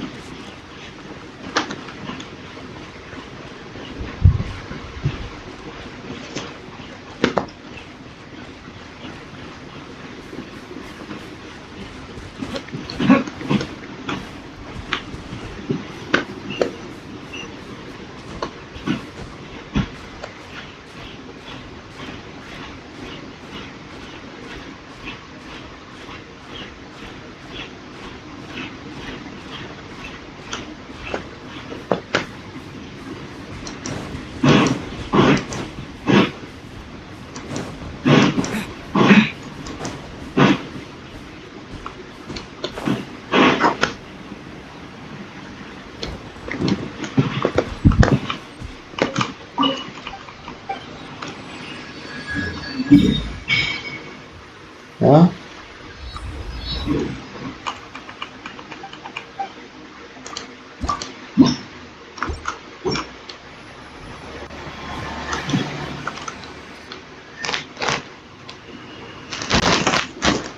Before us lies Aru Village, the safe haven of the desert folk. Whoa. This landscape is really something else. What a cool place. Let's go check it out.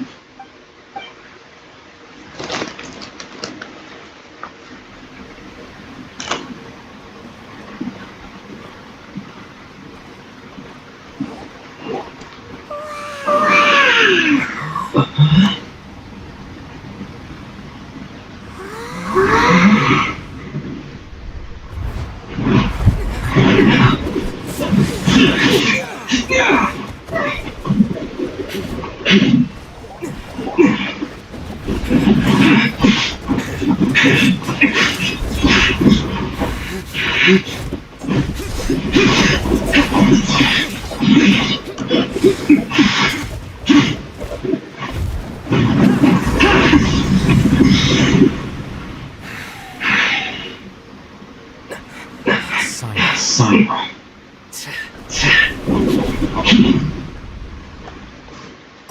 Unless my memory fails me, we have barely spoken 2 words to each other before now at the Academia. Would you care to enlighten me as to when and how I invited the General Mahamatra's wrath? I'll hate them. Do not Do not think you can escape my judgment just because you managed to escape my attack. Judgment? So that's how you characterize your actions here, is it? Or would elimination perhaps be a more accurate description? Had I used my full strength, not even this traveler would have been able to stop me. Though styled like an assassination, I sought only to ensure that my target would be unable to flee or resist. Standard practice for the mantra, as well you know. Seemed to me more like your own personal touch. Who's that, Al-Haytham? Did you call him General Mahamatra? Yes. General Mahamatra Sino, head of all the mantra at the Academia. He's a formidable hunter, and the ultimate nightmare for any who have committed academic crimes. You seem to have placed a lot of trust in Al-Haytham, to the point of blocking an attack for him. If I were you, I'd never choose to side with him. I wouldn't believe a single word that comes out of his mouth. I have been pursuing this scribe for a long time. I urge you, stand back and do not seek to defend him any longer. Otherwise, there will be consequences. Has Al-Haytham done something wrong? Time doesn't think he's as bad as he's made him out to be. I won't waste my breath explaining things.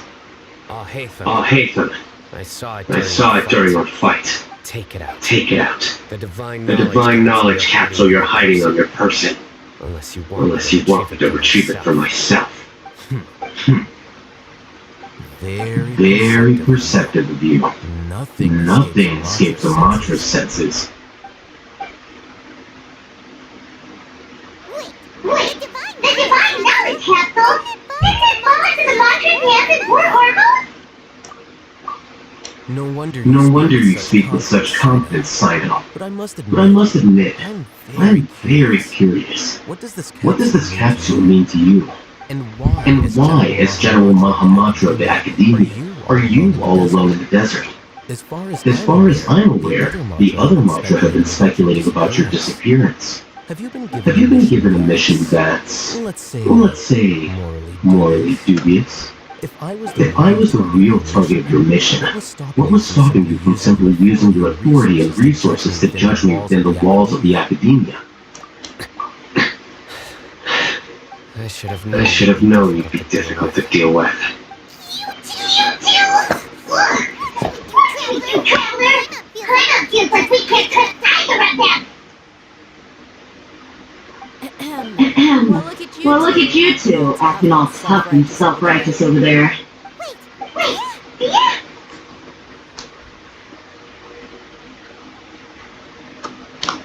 Great! Finally! Someone that we can trust! You gotta help us out here, otherwise the Ignorant will start fighting again! Yeah, sure looks that way. Two giants from the Academia duking it out once and for all. Not something you get to see every day, that's for sure. Listen, I know you academic types love to fill up your big brains with self-righteous morality and lord your empty rules and virtues over each other. But how dare you bring your petty disputes into the safe haven of our village? It seems like someone's gonna have to feed some sense into your thick skulls until you finally learn to respect these grounds.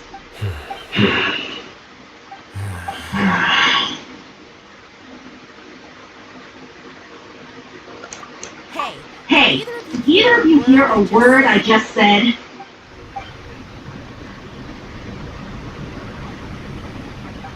What's going on? The wind's so strong! This is Another sandstorm? What's up with these recently? Hey! All of you, over here, quickly! We have to take cover! Someone's calling for us! Oh, this wind is too strong! What's over there? That sounded like Candace. Come on, you two! Jeez, are all of you Academia folks such hard work? Move it! All right, stop yelling.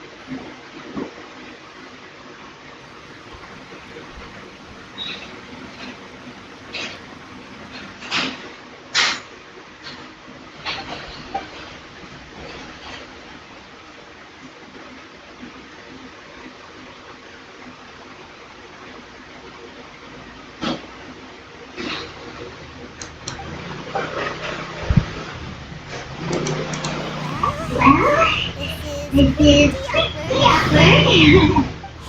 Hey, wanna play sardines with three people who wanna tear each other limb from limb? Sure, why not? Sounds fun. You're so thick and heavy. I can hardly keep floating anymore. My sincere apologies, everyone. This is the home of our village chief. I will have to ask you to do with this small room until the sandstorm dies down. Please, let me introduce myself. I am Candace, protector of our village. Dearest, come back! Nice to meet you, Candace. Hannah. Thank you so much for helping us. There's no need to thank me. It's only right to help each other when the weather gets rough. Wow. She's so gentle and caring. Like a nice older sister. Unlike those guys over here. Alright, now that we're all better acquainted, we should return to the topic at hand. As a guardian charged with the responsibility to protect my fellow villagers from harm, I was observing your conflict from afar, even before the sandstorm started. And now that you have set foot within our village itself, it is all the more my responsibility to make absolutely sure that you pose no threat whatsoever to us. So please, have an honest and sincere conversation with one another, and put your hostile feelings to rest. If anyone dares to start anything again while they are under this roof, I will not hesitate to send them out for some quality time with the creatures of the sandstorm. On second thought, I'm a man for Candace's character. And that goes for you too, Miss Diva. Do I make myself clear? Alright, you got it, Candace. That's what I'd like to hear. So, which of you will begin? I was supposed to be a mediator, but might have gotten a little too involved just now. Anyway, one of those two should probably start talking.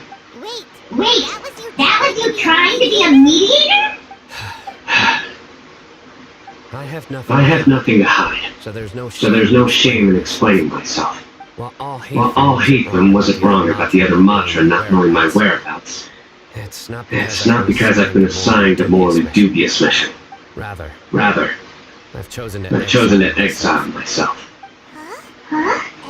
Exile yourself?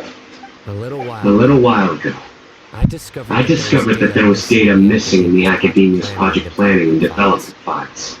What little they did report clearly did not match the project's actual progress. As General Mahamatra, I had the responsibility and authority to request an audit.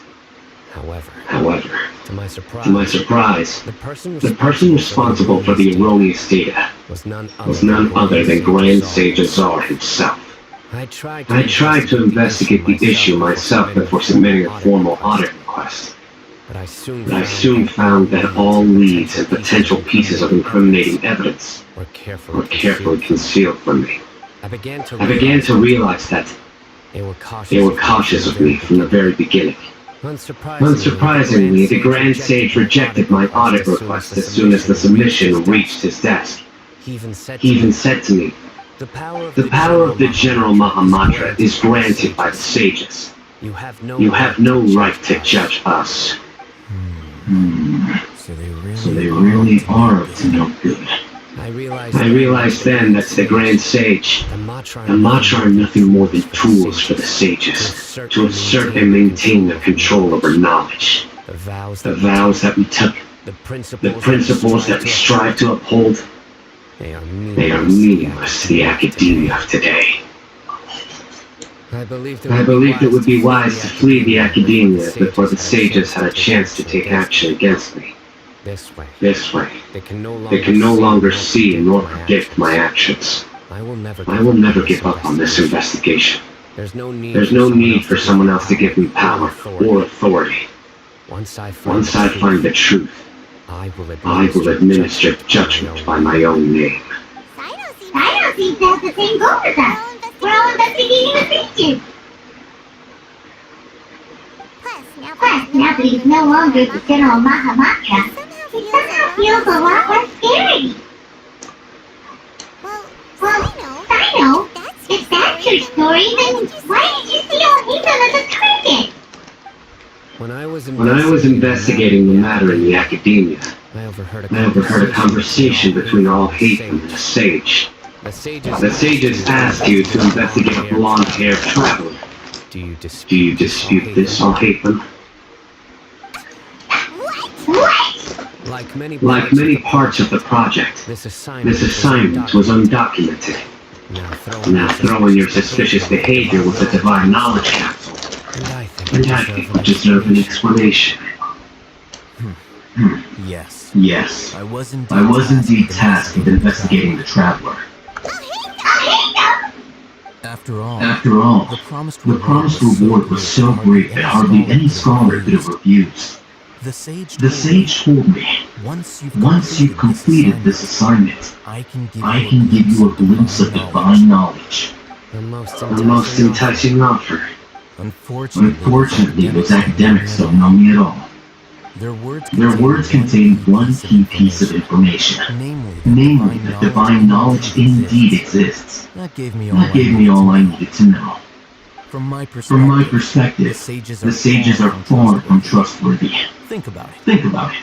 Isn't it a little strange they're so willing to share divine knowledge with anyone, even as a reward? So, I began my own investigation following the lead of the divine knowledge capsule. In the end, I realized my wisdom in committing to this rather than collaborating with the sages. Had I been less guarded, I probably would have ended up like that Einar Achman mercenary, incapable of remaining sane for long enough to hold a conversation.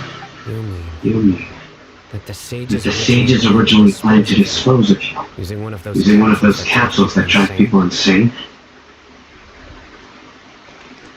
I'd I'd already given up on the assignment by then. I only told the academia I was waiting for Wormosphere to appear so they wouldn't suspect anything. So it came as quite a surprise when I encountered my erstwhile target while investigating the divine knowledge capsule. Criminals do love to talk about coincidences. Even though I ran into the traveler by chance, I had no intention of providing assistance to the academia. Also, you should remember, you were the ones who decided to follow me and strike up a conversation after I left that tavern. That's true. Oh, Haytham helped us out at Caravan Revive as well. Maybe he's telling the truth. I'm willing to apologize if that's worth anything to you. I took the divine knowledge capsule behind your back because I judged its existence to be a significant risk. I felt that it would be best for no one to interact with before it had been properly studied. After all, curiosity often proves to be the most dangerous thing in this land. You should be well aware, Scribe Al-Haytham, that that curiosity can also lead you to danger and suspicion. Answer me this. Did the Did the sages share any information about their project with you? Have I not made myself clear? You and I are both distrusted by the academia. Do you really think they would tell me anything? Fine. Although you haven't completely proven your innocence, I won't I regard you as an for enemy. now. For now. As you wish. As you wish. Good. Good. I'm glad to see you two clearing up your misunderstanding. And now you, Dia. I believe it's your turn. Oh, Sorry. Whatever the boys were talking about must have been so boring that I spaced out. My situation is pretty straightforward. My employer, Junior Zod of the Homiyani family, is friends with the traveler and is currently recovering from an illness at home. I had nothing going on, so I decided to return to Aru Village for a visit. I was actually looking forward to a pretty exciting time getting back together with everyone here. But then I saw these two random guys in the middle of a pointless argument. It ticked me off, and things went downhill from there. Is that all? Well, I will admit that the move sounds like his style. In In that case, welcome back, dear. That's more like it. it. I missed you all, I missed you all so much, Candace.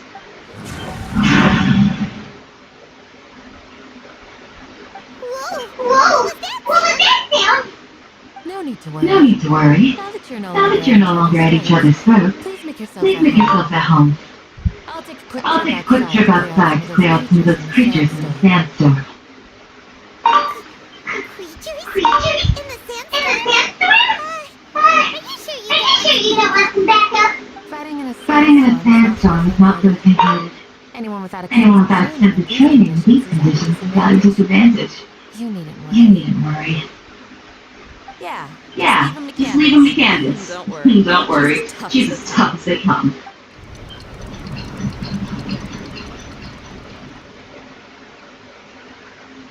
The wind's died down. That means the sandstorm's over, right? Candace still isn't back yet, though. Is she alright? Maybe we should go out and check on her. When you put it that way, even I'm starting to feel a little worried. All right, let's go. We've been here long enough. The boys are as chatty as the floor.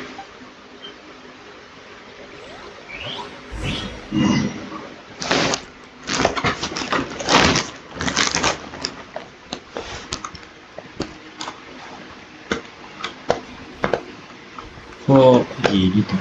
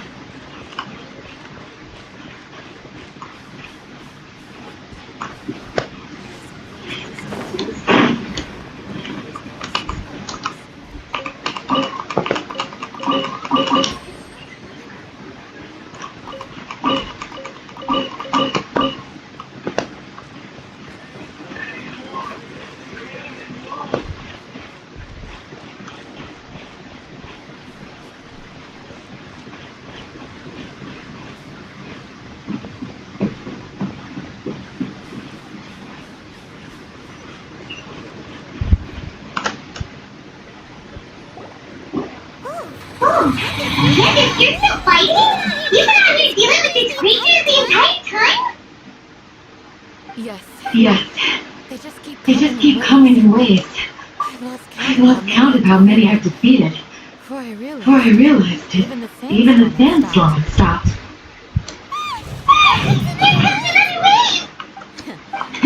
Leave this round to us. I got interrupted earlier. Now I Now it's something to take my anger out on.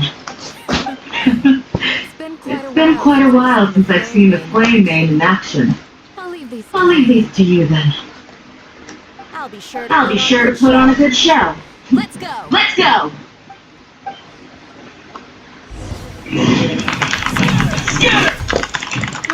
Ready? Go! Let the show begin.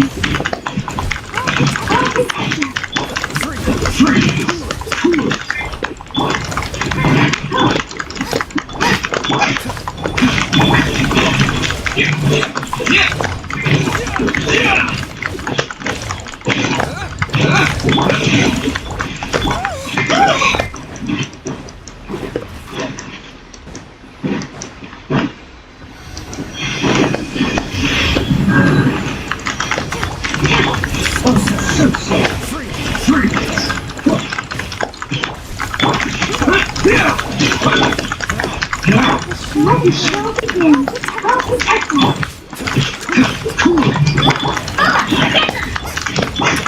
What's this? Propagate!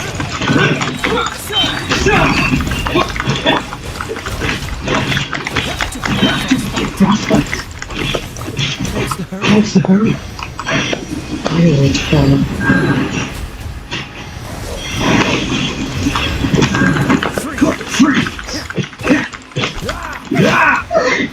Here comes another wave! When are they ever gonna let up? Don't worry about me.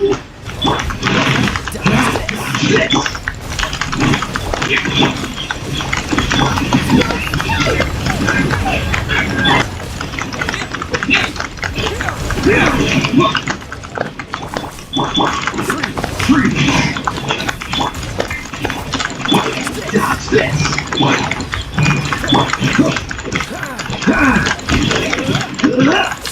Freeze. Scatter. What is Shelby? This man will be frozen in time. Dodge this. Propagate.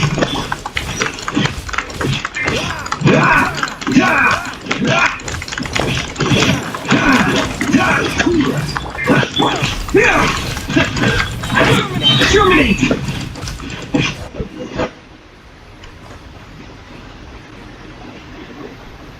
The creature stopped appearing. Was that the last of them? What we fought just now was probably the aftermath of the sandstorm, So we should be so we should be safe for the time being. Well fought, Well fought, everyone. No injuries. No injuries, I hope.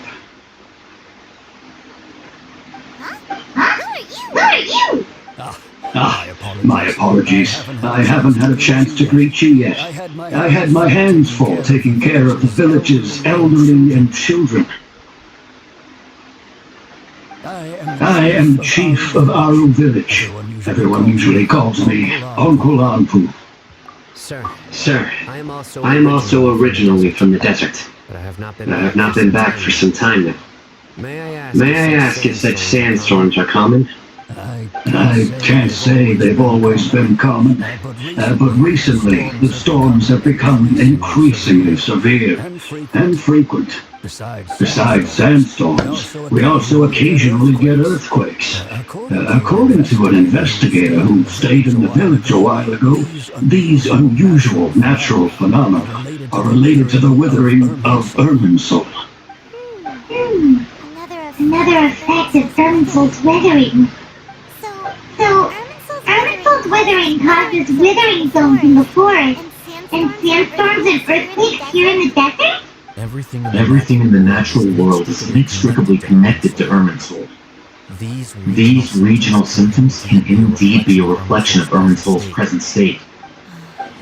Everyone in our village needs to take good care of themselves. Speaking of which, why haven't I seen a single village keeper since I got here? Village keeper? Who are they? Village guards like Candace? Test your Curiosity no bounds. Village Keeper is how Aru village refers to mad scholars, exiled here by the academia. Most Most of them are scholars who lost their sanity after a after a period of training in the Avidia forest. The The academia believes that their crazed mutterings may have a negative effect on the psyches of other scholars. So, they're forcibly exiled to the desert. though if you ask So if you ask me, Alas, that's exactly what we've been trying to investigate. One by one, the village keepers have been mysteriously disappearing without a trace. but no one in the village has ever seen them leave. If you're planning to stay around the village for the next few days, I'd appreciate it if you could keep an eye out for them. I've had encounters with such people in the past. I'll see what I can do to help. The Mawar are the ones responsible for their exile. Now that you're no longer with them, are you trying to alleviate your guilt and atone for your past sins? I'm fascinated by how you think. Mock me if you will. If you are guilty, I will eliminate you, regardless of my position or identity. Oh, you're the former General Mahamatra. You must be an expert in these kinds of investigations. Thank you for your help. Is it because you're reminded of Hypatia? Oh, these poor scholars. First they lose their sanity, now dead! We need to help get them back home, safe and sound! But, is it really a good idea to tag along with Sino? You seem like you really don't trust him. I'll be grateful for the assistance. No doubt you will do a better job than some of my former subordinates. Let's start by finding a spot to share what we know so far.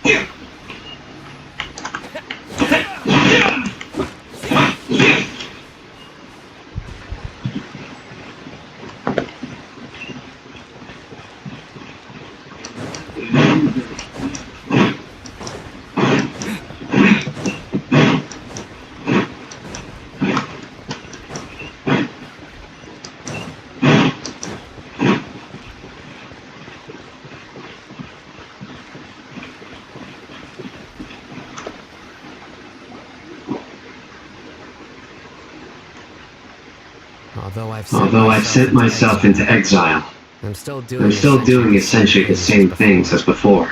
Do you still have any questions for me before we start our investigation? One of my former subordinates told me that this title has its origins in a strange incident. The Academia has long exiled mad scholars to Aru village. A mysterious phenomenon exists here. When mad scholars first arrive, they are as incoherent and deranged as before. But after spending some time here, they invariably begin to calm down. Initially, the people of Aru village greatly resented having to take in the mad scholars. But a strange incident one night changed that. Aru village was struck by the strongest earthquake in living memory. Seeing buildings on the verge of collapse all around him, the then chief of the village was preparing to take everyone to safety. Suddenly, he noticed a mad scholar crouching in the corner, caressing the ground with his hands. A soft, green light radiated from him, like a divine glow against the backdrop of night, despite the powerful tremors that ripped through the ground that night. All the houses remained upright, almost as if they had grown roots reaching deep into the ground. In the end, not a single building collapsed, and no one was hurt. After that, the people of Aru village treated the mad scholars with greater kindness, and began to refer to them as the village keepers. Soft green light? A mad scholar protecting Aru village? What do you make of it, traveler? I don't think so too. Actually, Dino, do you know if any of the mad scholars continued to wear their Akashic terminals at Aru village? In theory, they would continue wearing them so the Academia could still monitor their activities. That said, the main Akasha system would no longer have any interaction with them. Oh, no wonder! Everything makes sense then!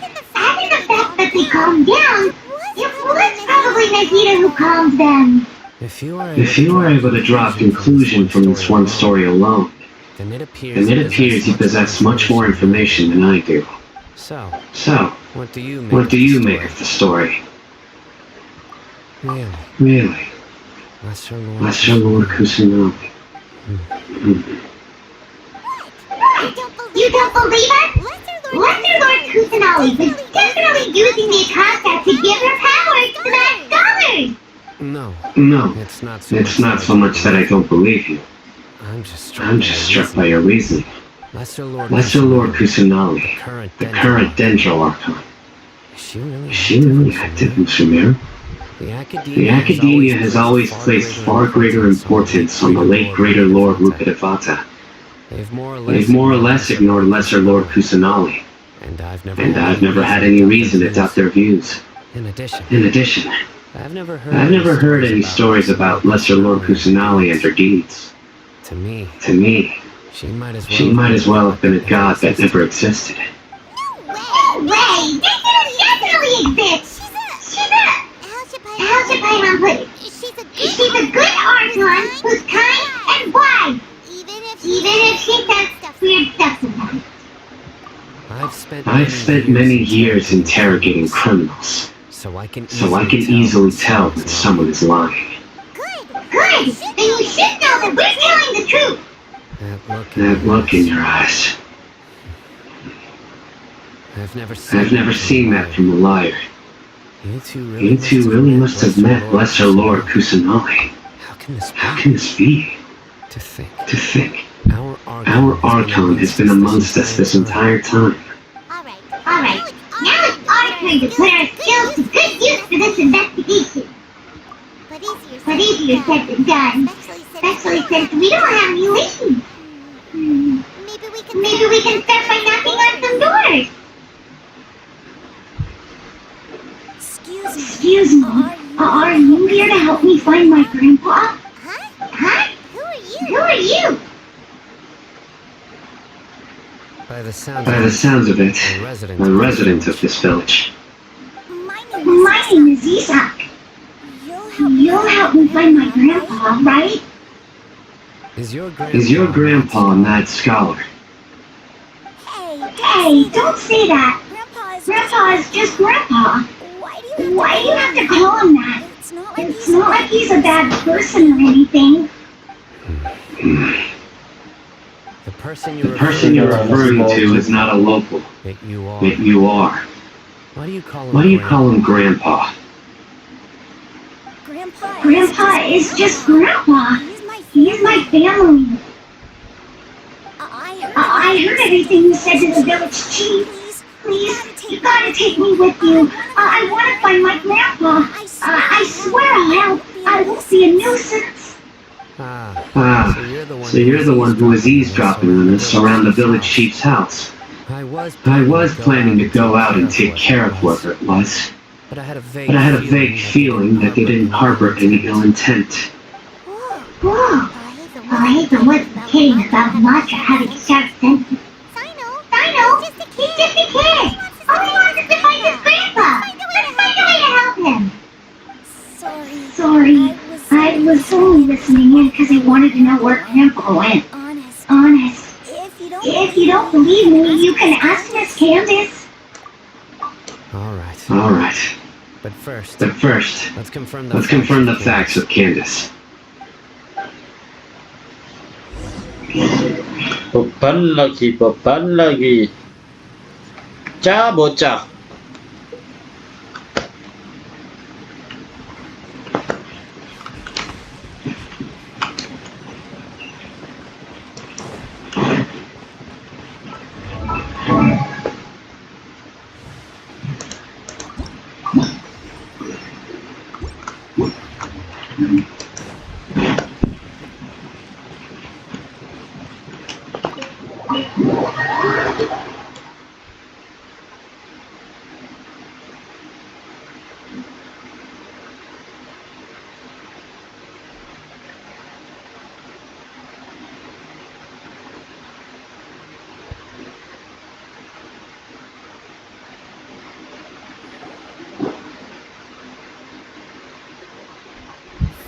Finally, super victory! Is this what all the Mantra are like?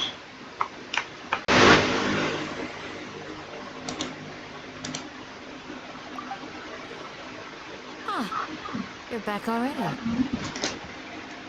We just wanted to confirm something with you. Do you know a boy by the name of Isak? I had a feeling he'd go looking for you. Huh? You knew this would happen? Yes. Although he tried his best to stay hidden, I still I still noticed him eavesdropping outside the window. He really wants to get his grandfather back. Isak's parents were both Aramite mercenaries who rarely returned to the village after finding employment in the city. He was raised by his grandfather. Unfortunately, it was only a few years before his grandpa passed away. Isak was still very young at the time, so various families in the village took turns caring for him so he could survive. Later, an elderly mad scholar arrived at the village. Isak thought the scholar bore a striking resemblance to his grandfather, and thus often spied on the man. However, the scholar was unkempt in appearance and incoherent in speech. Although Isak referred to the man as his grandpa, he was afraid and didn't dare to approach him. One summer night, the oft mumbling and bumbling Grandpa suddenly calmed down, seemed to become lucid. He even noticed Isak hiding in the distance. So Grandpa walked up to Isak and patted him on the head. He even took Isak to the entrance of the village, where he patiently taught the boy the names of the stars, and accompanied Isak until he fell asleep. The next morning, Isak woke up and wanted to go find his grandpa again, only to realize his grandpa no longer recognized him. However, even so, Grandpa retained his calm expression. It's said that those who saw the scholar claimed he no longer appeared to be crazy, but appeared to be living in his own world, almost as if he were sleepwalking. Isak was thrilled that his grandpa was able to find peace, and would follow him all the time, asking him things like, "Grandpa, want me to take you somewhere fun?" Or, "Grandpa, could you tell me stories about the stars again?" All this somehow just makes Grandma feel really sad. Seems like they both deserve so much better. Perhaps. Nearly everyone who lives in the desert has some form of hardship or regret. But even so, we must still continue on with our lives. It's also my reason for fighting. I must continue to protect this land.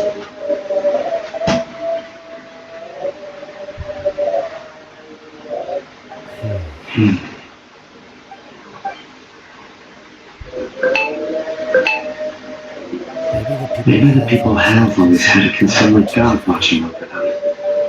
Huh? What did you say, Niall? No, nothing. Yeah. As long as Isak keeps his word and doesn't get in our way, we can take him along. Perhaps you are more compassionate than I gave you credit for. Please accept my thanks on Isak's behalf, Simon.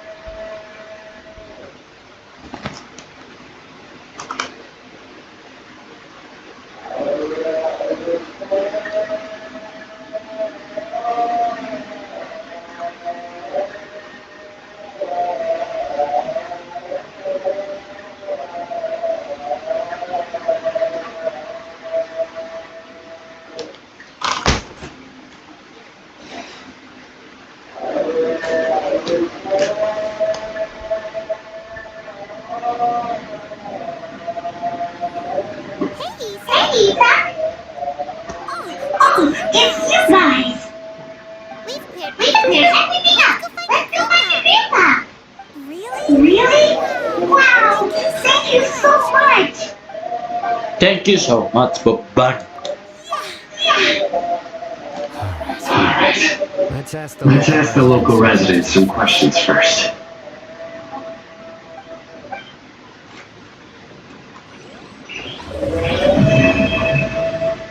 Selesai.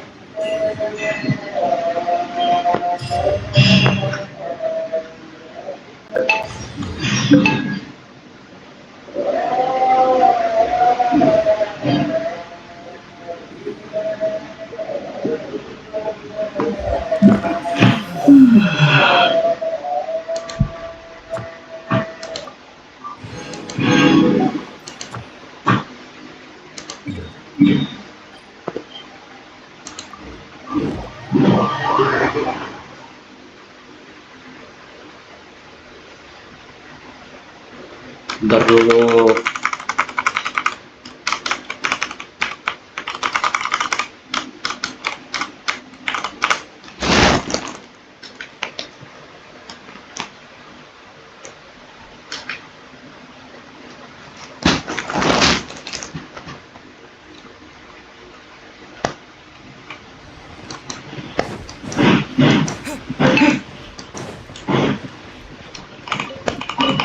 Ad Astra.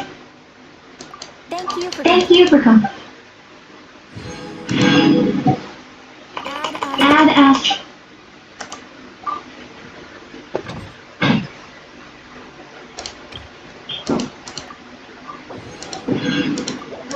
Bentar.